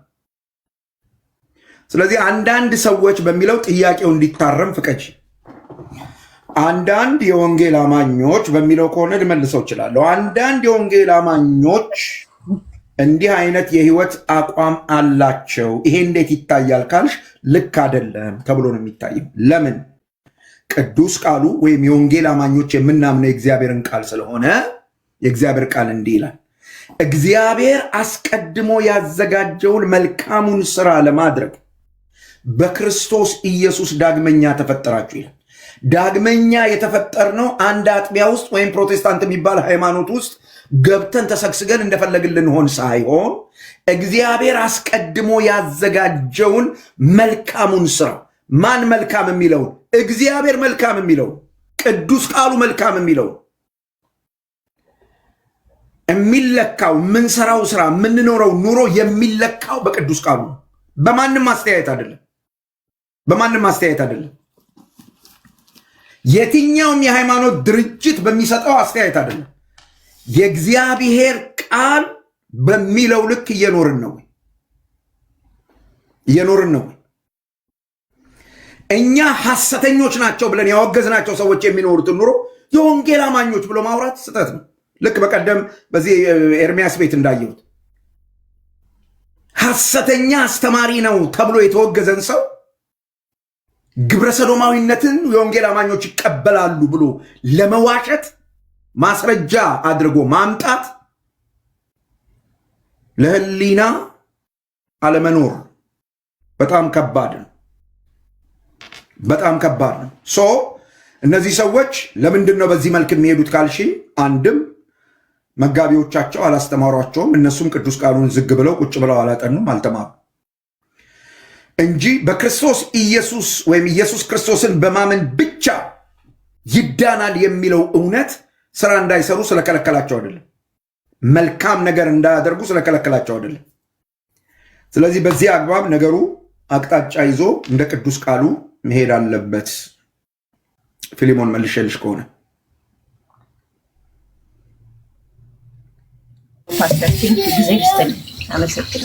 ተባረኪ። አንቺ ታችኝና ሌላ ሰው ጥያቄ ያለው ሰው ካለ በዚህ ባወራነው በተማርነው እውነት ላይ ጥያቄ ያለው ሰው ካለ መምጣት ይችላል። አንድ ቦታ አለን፣ እናስተናግዳለን።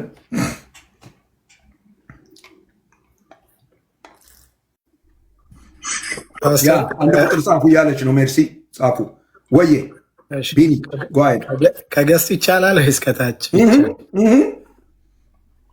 እንዴ በጣም ይቻላል። ቅድም እኮ እድሉን ሰጥቼ ነበር ገስት ላይ ያላችሁ ብዬ እንደው መጀመሪያ ለእናንተ ነበር ለማረጋገጥ ያለው እንጂ ሰምቻለሁ በደንብ። እሺ አመሰግናለሁ። ሙገሳ አልፈልግም ብለሃል፣ ግን ከሰማሁት ቃል የተነሳ ጌታ ይባርክ ማለት እወዳለሁ። ሌሎቻችንም የጌታ ጸጋና ሰላም ይብዛላችሁ። ሰላምታዬን አቅርቤያለሁ። እንደ ማብራሪያ ነገር ነው የፈለኩት፣ እንደ ጥያቄ ባይሆንም እንደ ማብራሪያ ነው፣ ግልጽ በሆነ መንገድ። አንዳንድ ሰዎች አንዳንድ ንግርትን ለፖለቲካዊ ፍጆታ ያውሉታል፣ ለሃይማኖታዊ ፖለቲካዊ ፍጆታ ያውሉታል እና ከነዛ አንዱ ምንድን ነው ወይ ስለ ጥምቀት ወይ ስለ ሕፃናት ጥምቀት ያለ ነገር ላይ እናንተን ቤት ወይ በእናንተ ቤተ እምነትም ከሌ ቤተ እምነት እያሉ ያነሱታል። ምናልባት ዛሬ በተማርነው ነገር እሱን አላነሳንም። ነገር ግን ከድነት ጋር የተያያዘ አንድ የነገርከን ነገር አለና እሱ ላይ ትንሽ ማብራሪያ ፈልጌ ነው። ድነናል፣ እየዳንን ነው። እንድናለን ሲባል ወይም ድነት በሶስት መንገድ መጽሐፍ ቅዱስ ያስቀምጠዋል ሲባል ከእንግሊዘኛው ጋር በተለይ ብዙ ጊዜ ለመግባባትም ላለመግባባትም ምንጭ የሚሆነው እንግሊዘኛውን ሳንቲፊኬሽን እና ግሎሪፊኬሽን የሚለው ማለት ነው። እና ድነናል፣ እየዳንን ነው፣ እንድናለን ሲባል ምን እያለን እንደሆነ ትንሽ ማብራሪያ እኛ የወንጌል አማኞች ጥሩ ጥያቄ ነው ያነሳው። እኛ የወንጌል አማኞች ድነናል፣ እየዳንን ነው፣ እንድናለን ስንል ምን ማለታችን ነው? ድነናል ስንል የዘላለም ፍርድ በእኛ ላይ እንደሌለ እርግጠኞች ነን። ማስረጃ ዮሐንስ ወንጌል ምዕራፍ 3 ቁጥር 16 እስከ 18 በእርሱ የሚያምን ሁሉ የዘላለም ሕይወት እንዲኖረው እንጂ እንዳይጠፋ እግዚአብሔር አንድያ ልጁን እስኪሰጥ ድረስ ዓለሙን እንዲሁ ወዷልና በእርሱ በሚያምን አይፈረድበትም። ቨሪ ሪማርከብል፣ አይፈረድበትም። በእርሱ በማያምን ግን በአንዱ በእግዚአብሔር ልጅ ስም ስላላመነ አሁን ተፈርዶበታል ይላል። እኛ አሁን በፍርድ ስራ አይደለም ያለን። ብዙ ሰዎች አሁን የሚገባቸው ስለ ፍርድ ሲያስቡ ገና ሄደው የሚመጣ ነገር ቅዱስ ቃሉ ይህን የሚያስተምረው እና አሁን ያለ ክርስቶስ ያሉ ሰዎች፣ አሁን በፍርድ ስር ያሉ ሰዎች ምንድን ነው የሚሆኑት? ሞት የሚባለው ፖሊስ ሲመጣ ወደ ዘላለም ቤታቸው ያደርሳቸዋል፣ ወይ ደግሞ ጌታ ኢየሱስ እስኪመጣ ድረስ ከጠበቁ በነጩ ዙፋን ፍርድ ወደ ዘላለም ቤታቸው ይሄዳሉ። እኛ ድነናል ስንል ይሄ በእኛ ላይ የለም፣ ኩነኔ የለም። ሮሜ መጽሐፍ ምዕራፍ 1 ቁጥር 8 በክርስቶስ ኢየሱስ ላሉት አሁን ኩነኔ የለባቸውም። 4 ነጥብ። ለምን? የኛ የደህንነታችን መሰረት የኢየሱስ ክርስቶስ ማንነትና እሱ በመስቀል ላይ የሰራው ስራ ነው። ይህንን በደንብ ለማብራራት ዮሐንስ ወንጌል ምዕራፍ 3 ላንሳለን። ኒቆዲሞስ ከጌታችን ከኢየሱስ ክርስቶስ ጋር በነበረው ዲያሎግ የዲያሎጉ ቁልፍ ጉዳይ ምንድን ነው ብለህ ስታይ የእግዚአብሔርን መንግስት ማየትና አለማየት። በጣም ብዙ ሰዎች ያስቁኛል። ጥምቀት ተጠመቅ ብሎታል ምናምን ይላሉ። ጌታ ኢየሱስ የተረጎመውን ትርጉም የት እንደሚወስዱት አላውቅም። በሁለቱ መካከል በነበረው ዲያሎግ ማነው ስሙ አምጣልኝ። ኒቆዲሞስ መጥቶ ጌታ ኢየሱስን አደናነቀው አይደል? እግዚአብሔር ከእሱ ጋር ከሆነ በቀር አንተ የምታደርጋቸውን ተአምራት ሊያደርግ የሚችል ማንም የለም። እና በጣም ሊሰመርበት የሚገባ ቃል አለ። ምን የሚል ቃል አለ እዛ? ከእግዚአብሔር ዘንድ ተልከህ የመጣህ መምህር እንደሆንክ አውቀናል ነው ያለው። አዳኝ እንደሆንክ አውቀናል አይደለም ያለው። ኢዝ ቬሪ ሪማርካብል። ጌታ ኢየሱስ ያን ጥያቄ የጠየቀበት ወይም ያንን ሐሳብ የሰጠበት ምክንያት ኒቆዲሞስ ስለ ኢየሱስ ክርስቶስ የተሳሳተ ግንዛቤ ነበረው። እኔ አይደለሁም የምለው፣ መጽሐፉ ነው የሚለው። ይኸው ዮሐንስ እግዚአብሔር ይባርከው እንደዚህ ብሎ ነው የዘገበልን። ይህን ሐሳብህን ላነሳ ነው። በደንብ በስፋት ከተነካ በደንብ ልነካው ስለፈለግኩ ነው። ድነናል ስንል ምን ማለታችን እንደሆነ፣ ከዚያ ደግሞ እንድናለን ስንል ምን ማለታችን እንደሆነ በትክክል ማስረዳት ተገቢ ስለሆነ ተመልከት። ምዕራፍ 3 ቁጥር 2 መጨረሻው ጀምሮ ላንብብልን። መምህር ምን ይለዋል? እንደውም ቁጥር 2 ጀምሮ በሌሊት ወደ ኢየሱስ መጥቶ መምህር ሆይ ሲጠራው እንኳን አይተዋል።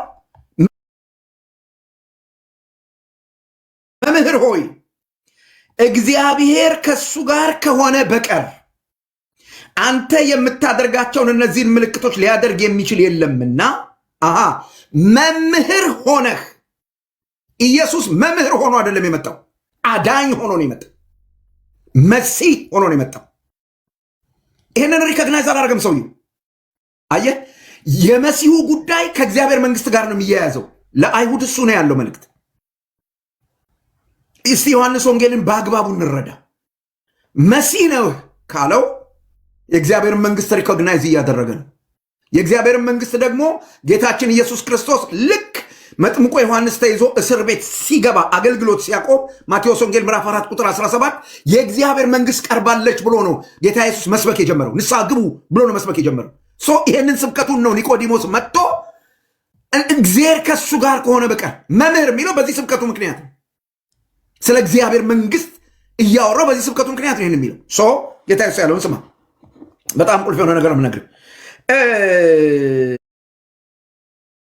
ሊያደርግ የሚችል የለም። መምህር ሆነ ከእግዚአብሔር ዘንድ እንደመጣ እናውቃለን አለው። ኢየሱስም መልሶ እውነት እውነት እልሃለሁ ሰው ዳግመኛ ካልተወለደ በስተቀር የእግዚአብሔርን መንግስት ሊያይ አይችልም አለው ይላል።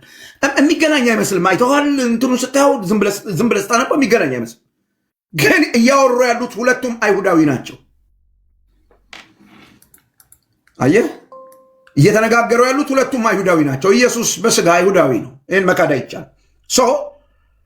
ኒቆዲሞስ ትንሽ ተበሳጨ።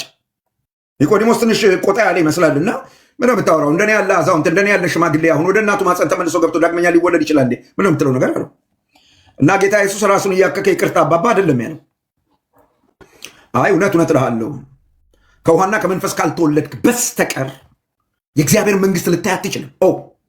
ዳግም ካልተወለድክ በስተቀር እኮ ነው እያለ ያለው። እዚያው ኢሚዲየትሊ ከውሃና ከመንፈስ ከተወለድክ የእግዚአብሔር መንግስት ያለ ነው እያለ ያለው እና ጌታ ኢየሱስ አብራራ። ከስጋ የተወለደ ስጋ ነው፣ ከመንፈስ የተወለደ መንፈስ ነው። ስለዚህ እንዲህ ስላልኩ አታድንቅ። ንፋስ ከወዴት እንደሚመጣ ወዴት እንደሚሄድ አታውቅም። ከመንፈስ የተወለደ ሁሉ እንዲህ ነው ብሎ ጌታ ኢየሱስ አብራራለት። ከዛ ኒቆዲሞስ በጣም ጥሩ ጥያቄ ጠየቀ። ቁጥር 9 ተመልከት ምን እንደሚል። ጌታ ኢየሱስ ሁሉ ነገር ከተናገረ በኋላ ኒቆዲሞስ መልሶ ይህ እንዴት ሊሆን ይችላል አለው። ምንድን ነው እሱ ሊሆን ይችላል ያለው? እያወሩ ያሉት ዳግም ተወልዶ የእግዚአብሔር መንግስት ስለማየት። ልክ ነው ቢኒ? ኮንቴክስቹዋሊ እሱ ነው ወሬው። እሺ፣ ዳግም ተወልዶ የእግዚአብሔር መንግስት ማየት እንዴት ነው ሊከናወን የሚችለው? በል እንግዲህ ምንድን ነው በእኔ እመንና ከዛ ደግሞ ሄደ ተጠመቅ፣ በውሃ ብዬ የለ ሄደ ተጠመቅ አላለውም። ከውሃና ከመንፈስ በመወለድ የእግዚአብሔርን መንግስት ማየት ምን ማለት እንደሆነ ራሱ ጌታ ኢየሱስ መልስ ሰጠ። አበቃ። ከኢየሱስ በኋላ የቤተ ክርስቲያን አባት ምናም ብሎ ነገር የለም። ሐዋርያቱንም እንኳን አልሰማቸውም። እንኳን የቤተ ክርስቲያን አባት የምትላቸውን ሰዎች ቀርቱ። ይኸው በግልጽ ነው የተጻፈው። ምንም ግራ የሚያጋባ ነገር የለውም። ተመልከተ እግዚአብሔር ቃል እንደሚል ጌታ ኢየሱስ መልስ ሲሰጥ ኒቆዲሞስ መልሶ ይህ እንዴት ሊሆን ይችላል አለው። ኢየሱስም መልሶ እንዲህ አለው፣ አንተ የእስራኤል መምህር ስትሆን ይህንን አታውቅም? ይህ እንዴት እንደሚከናወን አታውቅም? ከዚያ ኒቆዲሞስ ምንም ጣጣ አላበዛም። ዝም ምን ያለ ዝም አያውቅም። እንዲህ አይነት ሰው እንዴት እንደምወድ በቃ ስለማያውቅ ዝም የሚል ሰው እግዚአብሔር ይርዳን። በግድ የምናውቀውንም የማናውቀውንም ከመዘላበድ ጌታ ያድነን። እሺ ወደዚህ ልምጣ። ኢየሱስም መልሶ አንተ የእስራኤል መምህር ስትሆን ይህን አታውቅምን? እውነት እውነት እልሃለሁ የምናውቀውን እንናገራለን፣ ያየነውን እንመሰክራለን፣ ምስክራችንንም አትቀበሉትም። አንተ አታውቅም፣ እኔ ግን አውቃለሁ ይላል ጌታ ኢየሱስ። ኦኬ፣ ስለ ምድራዊ ነገር በነገርኳችሁ ጊዜ ካላመናችሁ ስለ ሰማያዊ ነገር በነግራችሁ እንዴት ታምናላችሁ? ስለ ምድራዊ ነገር ሳወራ መቀበል አቅቷችኋል። አሁን ስለ ሰማያዊ ነገር የእግዚአብሔር መንግስት ስለማየት ዳግም ስለመወለድ ባወራ እንዴት ልታምን ትችላል? ኦኬ፣ እንቀጥል። ከሰማይ ከወረደ በቀር ወደ ሰማይ የወጣ ማንም የለም። ሃሌሉያ። ፊት ለፊቱ ቆሞ እንዲህ ብሎ ይነግረዋል፣ ከሰማይ ወርጃለሁ ይለው። የእግዚአብሔር ልጅ ነኝ። አንተ እንዳልከው በአንተ ሰፈር እንዳሉት እንዳንዳንድ መምህራን የሆነ አስደማሚ መምህር አይደለሁም። ከሰማይ ነው የኔ አድራሻ እንድታቅ። እግዚአብሔር ከኔ ጋር ያለ ብቻ ሳልሆን እኔ እግዚአብሔር ነኝ፣ ከሰማይ ነው የመጣሁት። እግዚአብሔር ከአንተ ጋር ነው ተብሎ የሚነገርልኝ አይደለም። እኔ ራሴ ከሰማይ ነው የመጣሁት። ተመልከት ምን እንደሚል፣ ከሰማይ ከወረደ በቀር ወደ ሰማይ የወጣ ማንም የለም። ከሰማይ የመጣሁት እኔ ነኝ፣ ደግሞ ወደ ሰማይ ተመልሼ የምወጣው እኔ ነኝ። ከዚያ ተመልከት ምን እንደሚል፣ እርሱም አለው በሰማይ የሚኖረው የሰው ልጅ ነው። ከመሆን በሰማይ የሚኖረው የሰው ልጅ ነው። አሁን እዚህ ከአንተ ጋር ቆሞ የሚያወራው የሰው ልጅ እሱ ነው። ኦኬ። ሙሴ በምድረ በዳ እባብን እንደሰቀለ እንዲሁ በእርሱ የሚያምን ያድናል። በእርሱ የሚያምን ምን ብሎ ነው የሚያምነው? ከሰማይ የወረደ የሰው ልጅ፣ በሌላ ቋንቋ ጋድማን ብሎ ነው የሚያምነው። ኢየሱስ ክርስቶስ አምላክ ሰው ነው፣ ይኸው እሱ ነው የሚያወራው ብሎ በእርሱ የሚያምን ሁሉ አንደኛው የሚያምነው ነገር በእርሱ የሚያምን ሁሉ የዘላለም ሕይወት እንዲኖረው እንጂ እንዳይጠፋ የሰው ልጅ ሊሰቀል ይገባዋል አለ። እና ከውሃና ከመንፈስ መወለድ ማለት ምን ማለት ነው? እሱ ይኸው ጌታ ኢየሱስ በእርሱ ማመን፣ ከሰማይ የወረደው የሰው ልጅ ሙሴ በምድረ በዳ ለዛ የእስራኤል ሕዝብ ድህነት የናስ ብረት ቀጥቅጦ ሰቅሎ ወደዚያ በእምነት ያዩ እንደዳኑ ሁሉ በእርሱ የሚያምን የዘላለም ሕይወት እንዲኖረው። ከሞን ድነናል ስንል ምን ማለታችን ነው? የእግዚአብሔርን መንግስት አይተናል። ኦልሬዲ አሹር ነን እኛ። ምንም ዳውት የምናደርገው ነገር የለንም። ለዚህ ነው ብትሞት ወዴት ትሄዳለህ ስንባል ወደ እግዚአብሔር መንግስት ምንለው። ወኔ አይደለም፣ ይሄው የእግዚአብሔር ቃል አታይም ነው ያለው። ማየት ካለብህ የእግዚአብሔር መንግስት ማየት ካለብህ ከሞን ዳግም መወለድ አለብህ። እንዴት ነው ዳግም የምትወለደው? ከሰማይ የወረደው የሰው ልጅ ሙሴ በምድረ በዳ እባብ እንደሰቀለ ለሰው ሁሉ ኃጢአት በመስቀል ተሰቅሎ እንደሚሞት ካመንክ ዳግም ትወለዳለህ። ውሃ ውስጥ አልገባ ኖ የለም። ውሃ የሚባል ነገር ውሃ ውስጥ ገበ ጥምቀትና ውሃን ለይተን ማወቅ አለብን። ጥምቀት ማለትና ውሃ ማለት ተለያየ ነገር ነው። ዝም ብሎ ቃላትን ማስገደድ ተገቢ አይደለም። የቤተ ክርስቲያን አባት እንትና እንደዚህ ፈታው እንትና አረ ይኸው ኢየሱስ ቀድሞ ፈታው ከቤተ ክርስቲያን አባት በፊት። ምንም አንተ እንዴት ትፈታዋለህ? አንተ እንዴት ታስረዋለህ? የምን መቀባጠር ነው? ይኸው ተናጋሪው ኢየሱስ አወራ፣ በቃ።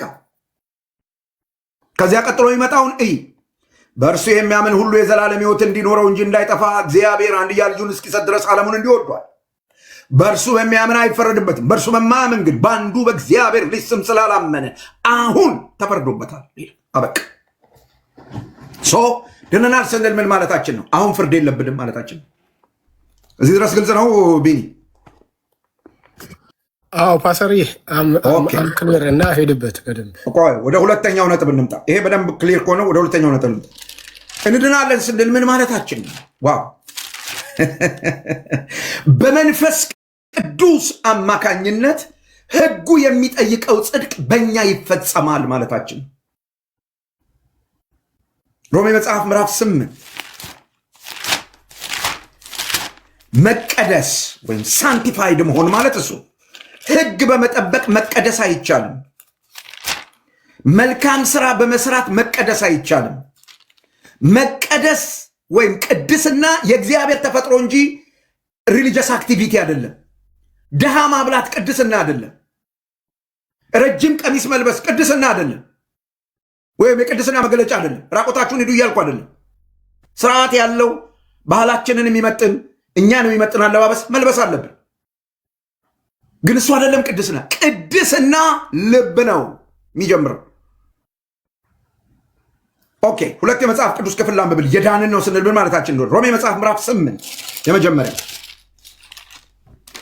ሮሜ መጽሐፍ ምዕራፍ 8 ቁጥር 3 ከስጋ የተነሳ ስለደከመ ለሕግ ያልተቻለውን ሕጉ የሚጠይቀው ጽድቅ ከስጋ የተነሳ ሊፈጸም አልቻለም፣ ሊገለጥ አልቻለም፣ እውን ሊሆን አልቻለም። ኦኬ፣ ከስጋ የተነሳ ስለደከመ ለሕግ ያልተቻለውን እግዚአብሔር ከመሆን የገዛ ልጁን በኃጢአተኛ ስጋ ምሳሌ ቨሪ ሪማርከብል ሰማያዊ ስጋ ምናምን የምትሉ ሰዎች ይህን ቃል ምን እንደምታደርጉት አላውቅም። በኃጢአተኛ ስጋ ምሳሌ በኃጢአት ምክንያት ልኮ አድርጓልና። በደንብ ስማኛው። ቅድም ሳወራው የነበረውን ነገር ጳውሎስ በአጭር አረፍተ ነገር አስቀምጠ። ሕጉ የሚጠይቀውን ጽድቅ ማንም ሰው ሊፈጽመው አልቻለም ነበረ። ስለዚህ ሰው ሁሉ ኃጢአተኛ ነው፣ መሞት ነበረበት። ነገር ግን እግዚአብሔር ልጁን ላከና በኃጢአት ምክንያት በኃጢአተኛ ስጋ ምሳሌ ፈጸመው፣ አዳነ። ኦኬ። ከዛ ቀጥሎ ያለውን ነገር ተመልከት። ይሄ የሆነበትን ምክንያት ሲነግር በኃጢአት ምክንያት ልኮ አድርጓልና። ከዛ ተመልከት ቁጥር 4 እንዴት ደስ እንደሚለኝ እንደ መንፈስ ፈቃድ እንጂ እንደ ስጋ ፈቃድ በማንመላለስ በኛ የሕግ ትእዛዝ ይፈጸም ዘንድ ቀሞ የምን ትእዛዝ? የሕግ ትእዛዝ ይፈጸም ዘንድ ኃጢአትን በስጋ ኮነነው። ሕጉ የሚጠይቀው ጽድቅ እኔ ታግየው ሳይሆን በመንፈስ ቅዱስ አማካኝነት በሕይወቴ እውን እንዲሆን እንድኖረው። ምናልባት ገላትያን መጽሐፍ ስናጠና ምዕራፍ 5 ላይ ስንመጣ በደንብ አነሳዋለሁ ይህንን ሐሳብ። ስለዚህ እዚያ ጋር በደንብ ይብራራል ብዬ አስባለሁ። ስለዚህ እኛ እያልን ያለነው እየዳንን ነው ስንል አንደኛ ጴጥሮስ ጋር ሄጄ አንድ ነገር ላንብብልህና ከዛ እንድናለን ስንል ደግሞ ምን ማለት እንደሆነ ሐዋርያቱ ያሉትን ነገር እንላለን፣ መጽሐፋችን በሚለው መሰረት ማለት ነው። አንደኛ ጴጥሮስ ምዕራፍ 1 ቁጥር 13 ስለዚህ ይላል ጳውሎስ። ምክንያት አለው፣ ከላይ ይነግራል። ስለምን ምክንያት? ስለዚህ የሚለው ከላይ ያለውን ሐሳብ ምክንያት የሚሰጥ ነውና ከላይ ያለው እውነት ስለ ወንጌሉ ነው እያወራ ያለው እና ከዛም ይላል ስለዚህ ይላል የልቡናችሁን ወገብ ታጥቃችሁ በመጠን ኖራችሁ ኢየሱስ ክርስቶስ ሲገለጥ የምታገኙትን ጸጋ ፈጽማችሁ ተስፋ አድርጉ። እንደሚታዘዙ ልጆች ባለማወቃችሁ አስቀድሞ የኖራችሁበትን ምኞት አትከተሉ። እየዳንን ነው ስንል ምን ማለታችን ነው? የድሮውን ኑሮ የቀድሞውን ኑሮ አንኖርም፣ አቁመናል እያለ ነው። ከመሆን እንቀጥል። ዳሩ ግን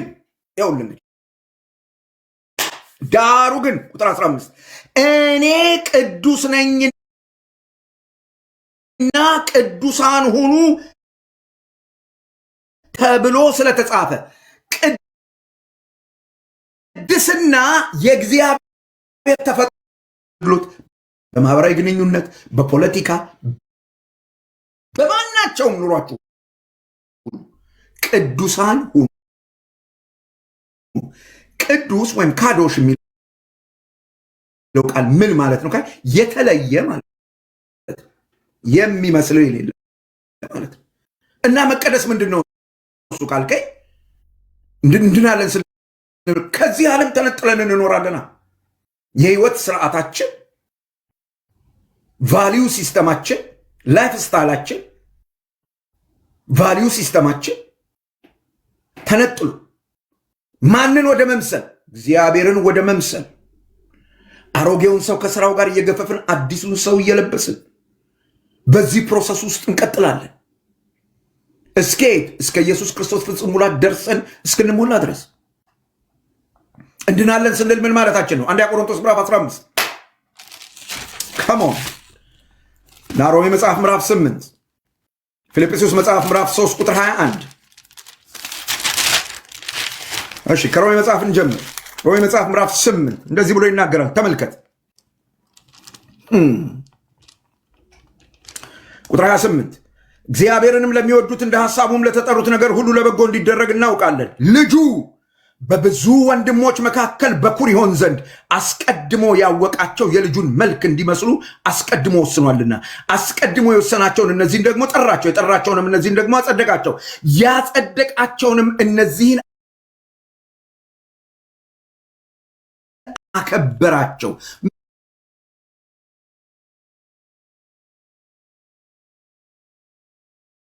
ምንድነው እሱ? ክብራችን ወደፊት ተስፋ አድርገ ነው እንገባበታለን የምንለው የመዳን ተስፋችን፣ አሁን በተስፋ ድነናል የምንለው የምንገባ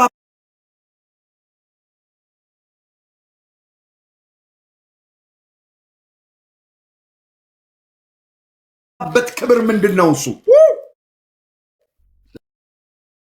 ሊለብስ ይገባዋልና። ዳሩ ግን የሚበሰብሰው የማይበሰብሰውን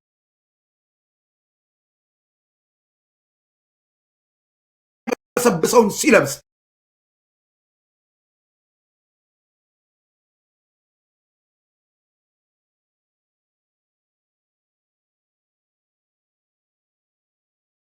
ይህ የሚሞት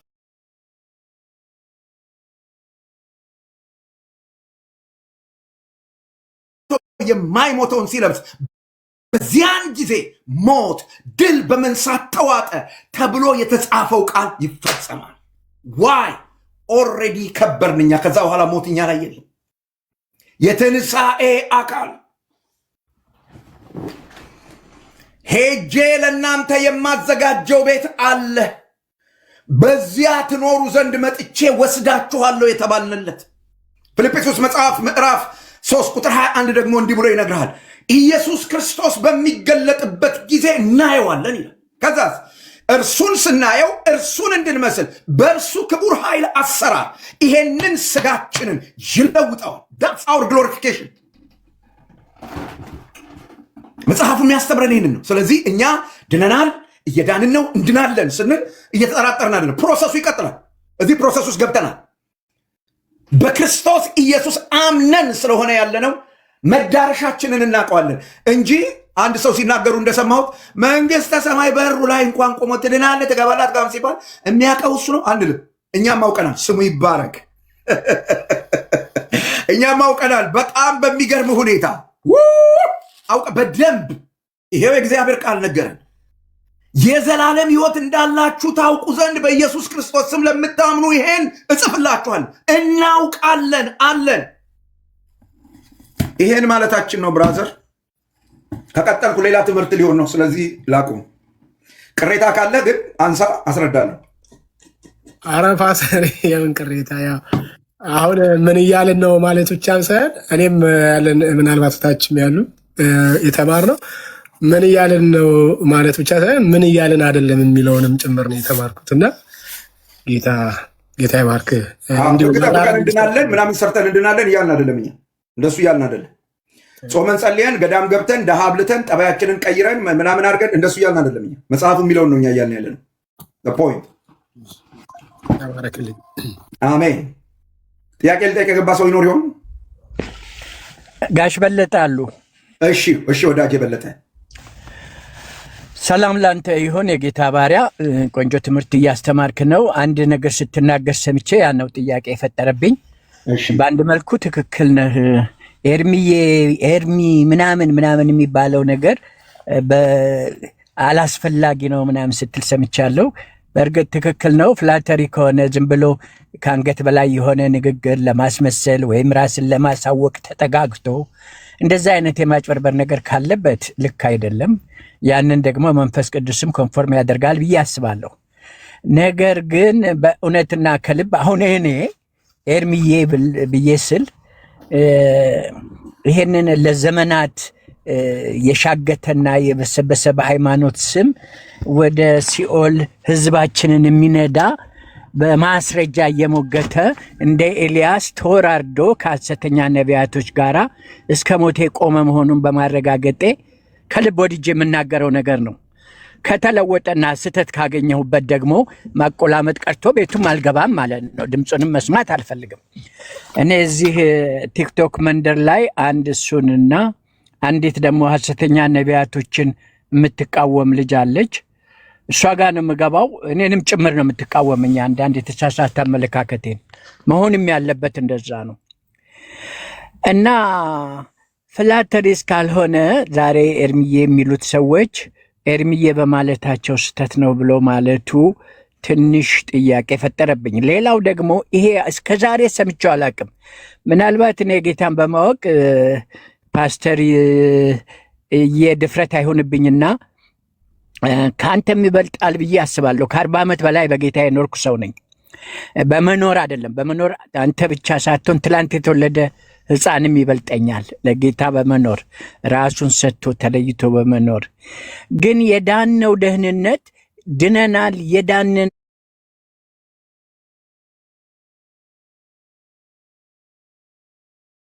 ነው እንድናለን የሚለው የኦርቶዶክስ ፈጠራ ነው ብዬ ነበር እስካሁን የተቀበልኩት። አንተ ደግሞ አሁን ደግመህ ስትለው ነው ወይ ይሄ ነገር እንደዛ ነው ወይ? አዎ ዮሐንስ አንደኛ ዮሐንስ ምዕራፍ 1 ቁጥር 7 ላይ ኃጢአት አላደረግንም ብንል እግዚአብሔርን ውሸተኛን ሐሰተኛ እናደርገዋለን። በኃጢአታችን ብንናዘዝ ይቅር ሊለን ከአመፃም ሁሉ ሊያነጻን የታመነ ነው ይላል የእግዚአብሔር ቃል። ንስሐ እየገባን እየታጠብን ከኃጢአታችን ድነናል። የዳንን ነው። በምን ስራ ነው እየቀጠለ የሚሄደው ነገር? እንዴት ተደርጎ እንደሚደረግ ግራ ነው የገባኝ። አሁንም ስታብራራው ሰምቻለሁ። በምን መልኩ ነው እንደዚህ ሊሆን የሚችለው የሚለው ጥያቄ ፈጥሮብኛል። ሁለቱን ነገር መልስልኝ፣ ወርጃ አዳምጣለሁ። በጣም አመሰግናለሁ እድል ስለተሰጠኝ። አይውረዱ፣ መልሼ እስክጨርስ እዚሁ ይሁኑ። የመጀመሪያው ያነሱት ፍላተሪም ሆነም አልሆነም ኢምፖርታንት አይደለም። ምን ማለት ነው? ኤርሚያስም ሆነ ሌሎች በተከታዮቻቸው የሚደነቁ ሰዎች ልዩ ሰዎች አይደሉም። ልክ እንደኛ አይነት ሰዎች ናቸው።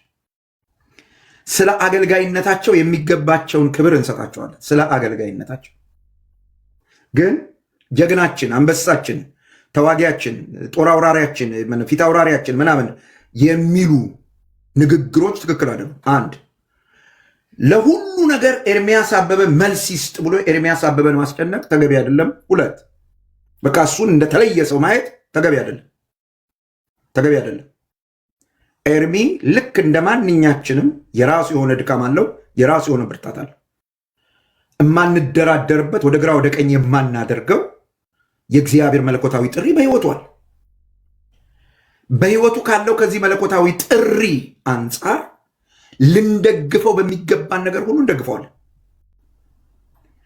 ሊያበላሽ ሊያጠፋ ኤርሚ ይችላል። ሊሳሳት ይችላል። ኤርሚ የሚለው ቃል አይደለም የኔ ችግር። ኤርሚ የሚለው ቃል አይደለም የኔ ችግር። ኤርሚ ምን የሚባል በቃ የሚል ነገር ትክክል አይደለም። አንድ ሁለተኛ ራሱንም በተለየ መንገድ እንዲያይ ችግር ውስጥ ልንገፋው አይገባም። ኤርሚያስ ብረት አይደለም። ልክ እንደኔና እንደርሱ አይነት ሰው ስሜት አለው። የሚያሳዝን ነገር ሲያጋጥመው ያዝናል፣ ይጎዳል። የሚያስደስት ነገር ሲያጋጥመው ደስ ይለዋል። ስለዚህ ማሟሟቂያዎች ሲመጡ ኤርሚን ምንም አያረጉትም የሚለው ሐሳብ ሞኝነት ነው። ስለዚህ ኤርሚ ማን መሆኑን ሳይረሳ ነው የሚያገለግለን። እኛም ማን መሆኑን ሳንረሳ ነው የምናገለግለው። ያኔ ነው ለኤርሚያስ የሚራራ ልብ ኖሮን ስለ ኤርሚያስ የሚጸልይ መንፈስ የምናገኘው። ስለ የትኛውም አገልጋይ ኤርሚ አሁን ጋር ስላለ ለዚህ ስሙን ጠርቼ የምናገረው ለዚህ በጣም የተሳሳቱ አስተሳሰቦች አሉ ስለ አገልጋዮች። ኦፍኮርስ እኛም አገልጋዮቹ ጭምር የምንፈጥረው ስለሆነ ሁል ጊዜ ብርታታችንን ጀግንነታችንን ስለሆነ የምናወራችሁ፣ እኛ ስንወድቅ ስታዩ ጌታን ትታችሁ ትሄዳላችሁ። ድሮም ጌታን አልነበር የምትከተሉት፣ እኛ ነበር የምትከተሉት ማለት ነው።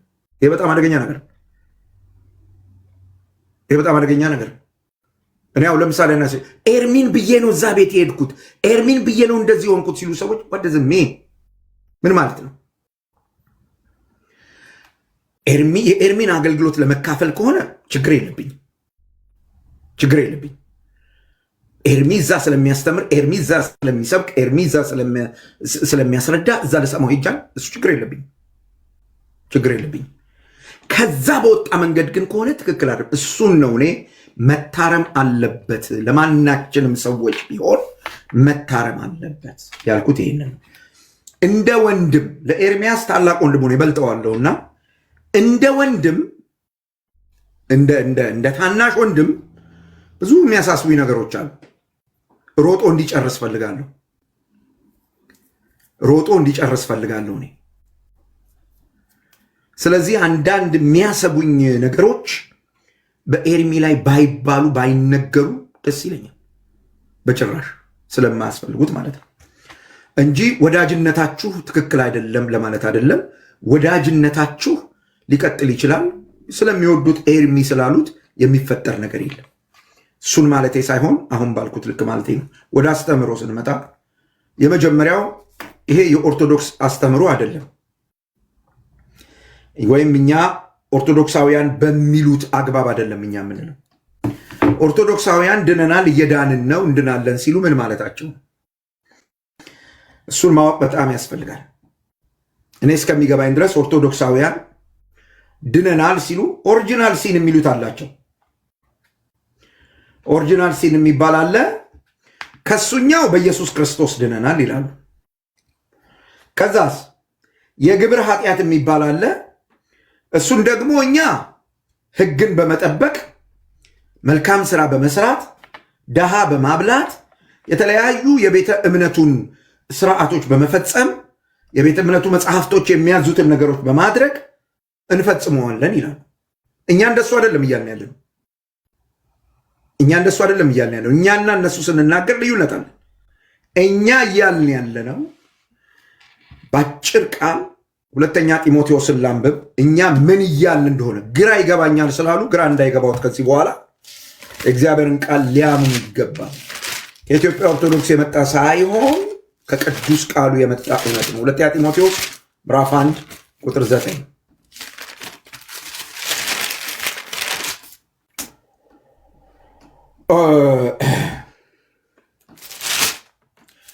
ሁለተኛ ጢሞቴዎስ ምዕራፍ 1 ቁጥር 9 ሐሳቡ እንዲያያዝልን ቁጥር 8 ጀምሮ ላንብብ። እንግዲህ በጌታችን ምስክርነት ወይም በእስረኛው በእኔ አትፈር፣ ነገር ግን እንደ እግዚአብሔር ኃይል መጠን ስለ ወንጌል አብረኸኝ መከራ ተቀበል ይለዋል ጢሞቴዎስ። እና ስለ ወንጌል አብረኸኝ መከራ ተቀበል። ለምን? ቁጥር 9 ያዳነን ከዚያስ በቅዱስ አጠራርም የጠራን ይላል። ይህን ሐሳብ በአዲሱ ትርጉም ላንብብሉት በደንብ ፈታ ስለሚያደርገው። ብዙ ሰዎች አዲሱን ትርጉም ሊያጣጥሉ ይሞክራሉ፣ ግን በ300 ልሂቃን የሀገሪቱና የውጭ አገር ልሂቃን አማካኝነት በጥንቃቄ የተተረጎመ መጽሐፍ ነው። ስለዚህ አንዳንድ ነገሩ በጣም በደንብ ሊገባን ይገባል። ዝም ብሎ እንደው አዲሱ ትርጉም ያወዱት ምናምን የሚባል ነገር እውነትን ስለሚያጋልጥ በትክክል እውነትን ስለዘገበ ሰዎች ስለጠሉት እኛ ልንጠላውም ልንሸማቀቅበትም አንችልም። ዚስ ዘ ወርድ ኦፍ ጋድ። ሁለተኛ ጢሞቴዎስ ምዕራፍ 1 ቁጥር 9 ፈታ አርጎ በተብራራ መንገድ ያወራል። በጣም ይገርመኛል። ብዙ ሰዎች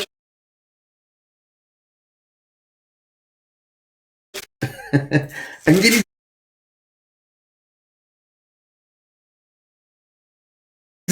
ሲጠቀስ ምንም አይመስላችሁም። ዳነን ሜዳ ላይ ሊለቀን አይደለም፣ ቅዱስ ኑሮ እንድንኖርለት ነው። ያ ቅዱስ ኑሮ የድህነታችን ክፍል ነው። ጽድቅ ለማግኘት ለምናምን ነው የምንኖረው አይደለም። ስለ ዳንን ኦልሬዲ ስለ ጸደቅን ቅዱስ ስለተደረግን የምንኖረው ነው። ልዩነታችን እዚህ ጋር ነው ያለው። ይህም በደንብ ማስተዋል ያስፈልጋል። ክብርን በተመለከተ እነሱ እርግጠኞች አይደሉም። እኛ የሙታን ትንሣኤን እንደምንካፈል 100% እርግጠኞች ነን፣ መጽሐፍ ቅዱስ ስለሚል። ዮሐንስ ወንጌል ምዕራፍ 5ን ከልባችን ነው የምናምነው። ለህይወት ትንሣኤ እንደምንነሳ በጣም እርግጠኞች ነው። አሁን ብናንቀላፍ፣ አሁን ብንሞት ለህይወት ትንሣኤ እንደምንነሳ፣ አሁን በክርስቶስ ሆነው የሚያንቀላፉ ጌታ ኢየሱስ ሲመጣ አብረውት እንደሚመጡ እርግጠኞች ነን። ቅዱስ ቃሉ ነው የሚለው፣ በዚህ ተጽዕኖ ነው የሚለው። ስለዚህ በእኛና በእነሱ መካከል ልዩነት አለ። ምናልባት ተርሚኖሎጂዎቹን ስለተጠቀሙባቸው እነሱ የሚሉት ምናምን የሚል ስጋት ካለቦት አይ ቃሉን የሚጠቀሙበት አግባብ እና እኛ የምንጠቀምበት አግባብ የተለያየ ነው። ቅዱስ ቃሉ በሚለው መሰረት ነው እኛ የምንቀበለው። ስለዚህ ከኦርቶዶክስ የኮረጅ ነው ከኦርቶዶክስ የወሰድ ነው ምንም ነገር የለንም። መልሼ ከሆነ አይ ቆንጆ መልሰሃል ፓስተር። ያው እንግዲህ ኦሪጂናል ሲንም ተወግዶልናል የሚሉት ጌታን ሲቀበሉ ነው አይደል? እኔን ተክቶ ለኃጢአቴ ለእኔ በደል በመስቀል ላይ ሞቷል አዳኝና ጌታዬ ነው ብለው ሲቀበሉ ነው አይደል? የኦሪጂናል ሲንም የሚወገደው። እነሱም እንዴት እንደዚህ እንደሚሉ በጣም ግራ ያጋባል። ቆንጆ ነው ያብራራህልኝ፣ አመሰግናለሁ። ቴንኪዩ። ኦሪጂናል ሲን የሚባል ነገር መጽሐፍ ቅዱስ ላይ ያለው ነው ጥያቄው። መጽሐፍ ቅዱስ ኃጢአትን ምን ብሎ ነው የሚያብራራው? ዛሬ አላወራም፣ ግን ስለ ኃጢአት ያለን ግንዛቤ ራሱ መጽሐፍ ቅዱስ አይደለም። ኦሪጂናል ሎካል የሚባል ነገር የለም። መጽሐፍ ቅዱስ ኃጢአትን በአንድ ስም ነው የሚያውቀው። አንድ ኃጢአት ነው ያለ። ያ ምንድን ነው የሚለውን የዘፍጥረትን መጽሐፍ በደንብ ማጥናት ነው። ዳርዘሲ ከዛ በኋላ ዮሐንስ በአንደኛ ዮሐንስ ምዕራፍ 3 ቁጥር 4 ላይ ትክክለኛ የሆነ ዴፊኒሽን አስቀምጦልናል። ምዕራፍ 5 ቁጥር 12 ላይ ትክክለኛ የሆነ ዴፊኒሽን አስቀምጦልናል። ይሄ በጣም መታወቅ አለበት። ኦሪጂናል ሲን ምናምን እያሉ ማንም የጻፈውን የእንግሊዝኛ መጽሐፍ ማንም ፈረንጅ ተነስቶ የተነተነውን ትንታኔ አምጥተው ሲያወሩ ልንቀበል አንችልም። ቅዱስ ቃሉ ኦሪጂናል ሎካል እያለ አያወራም።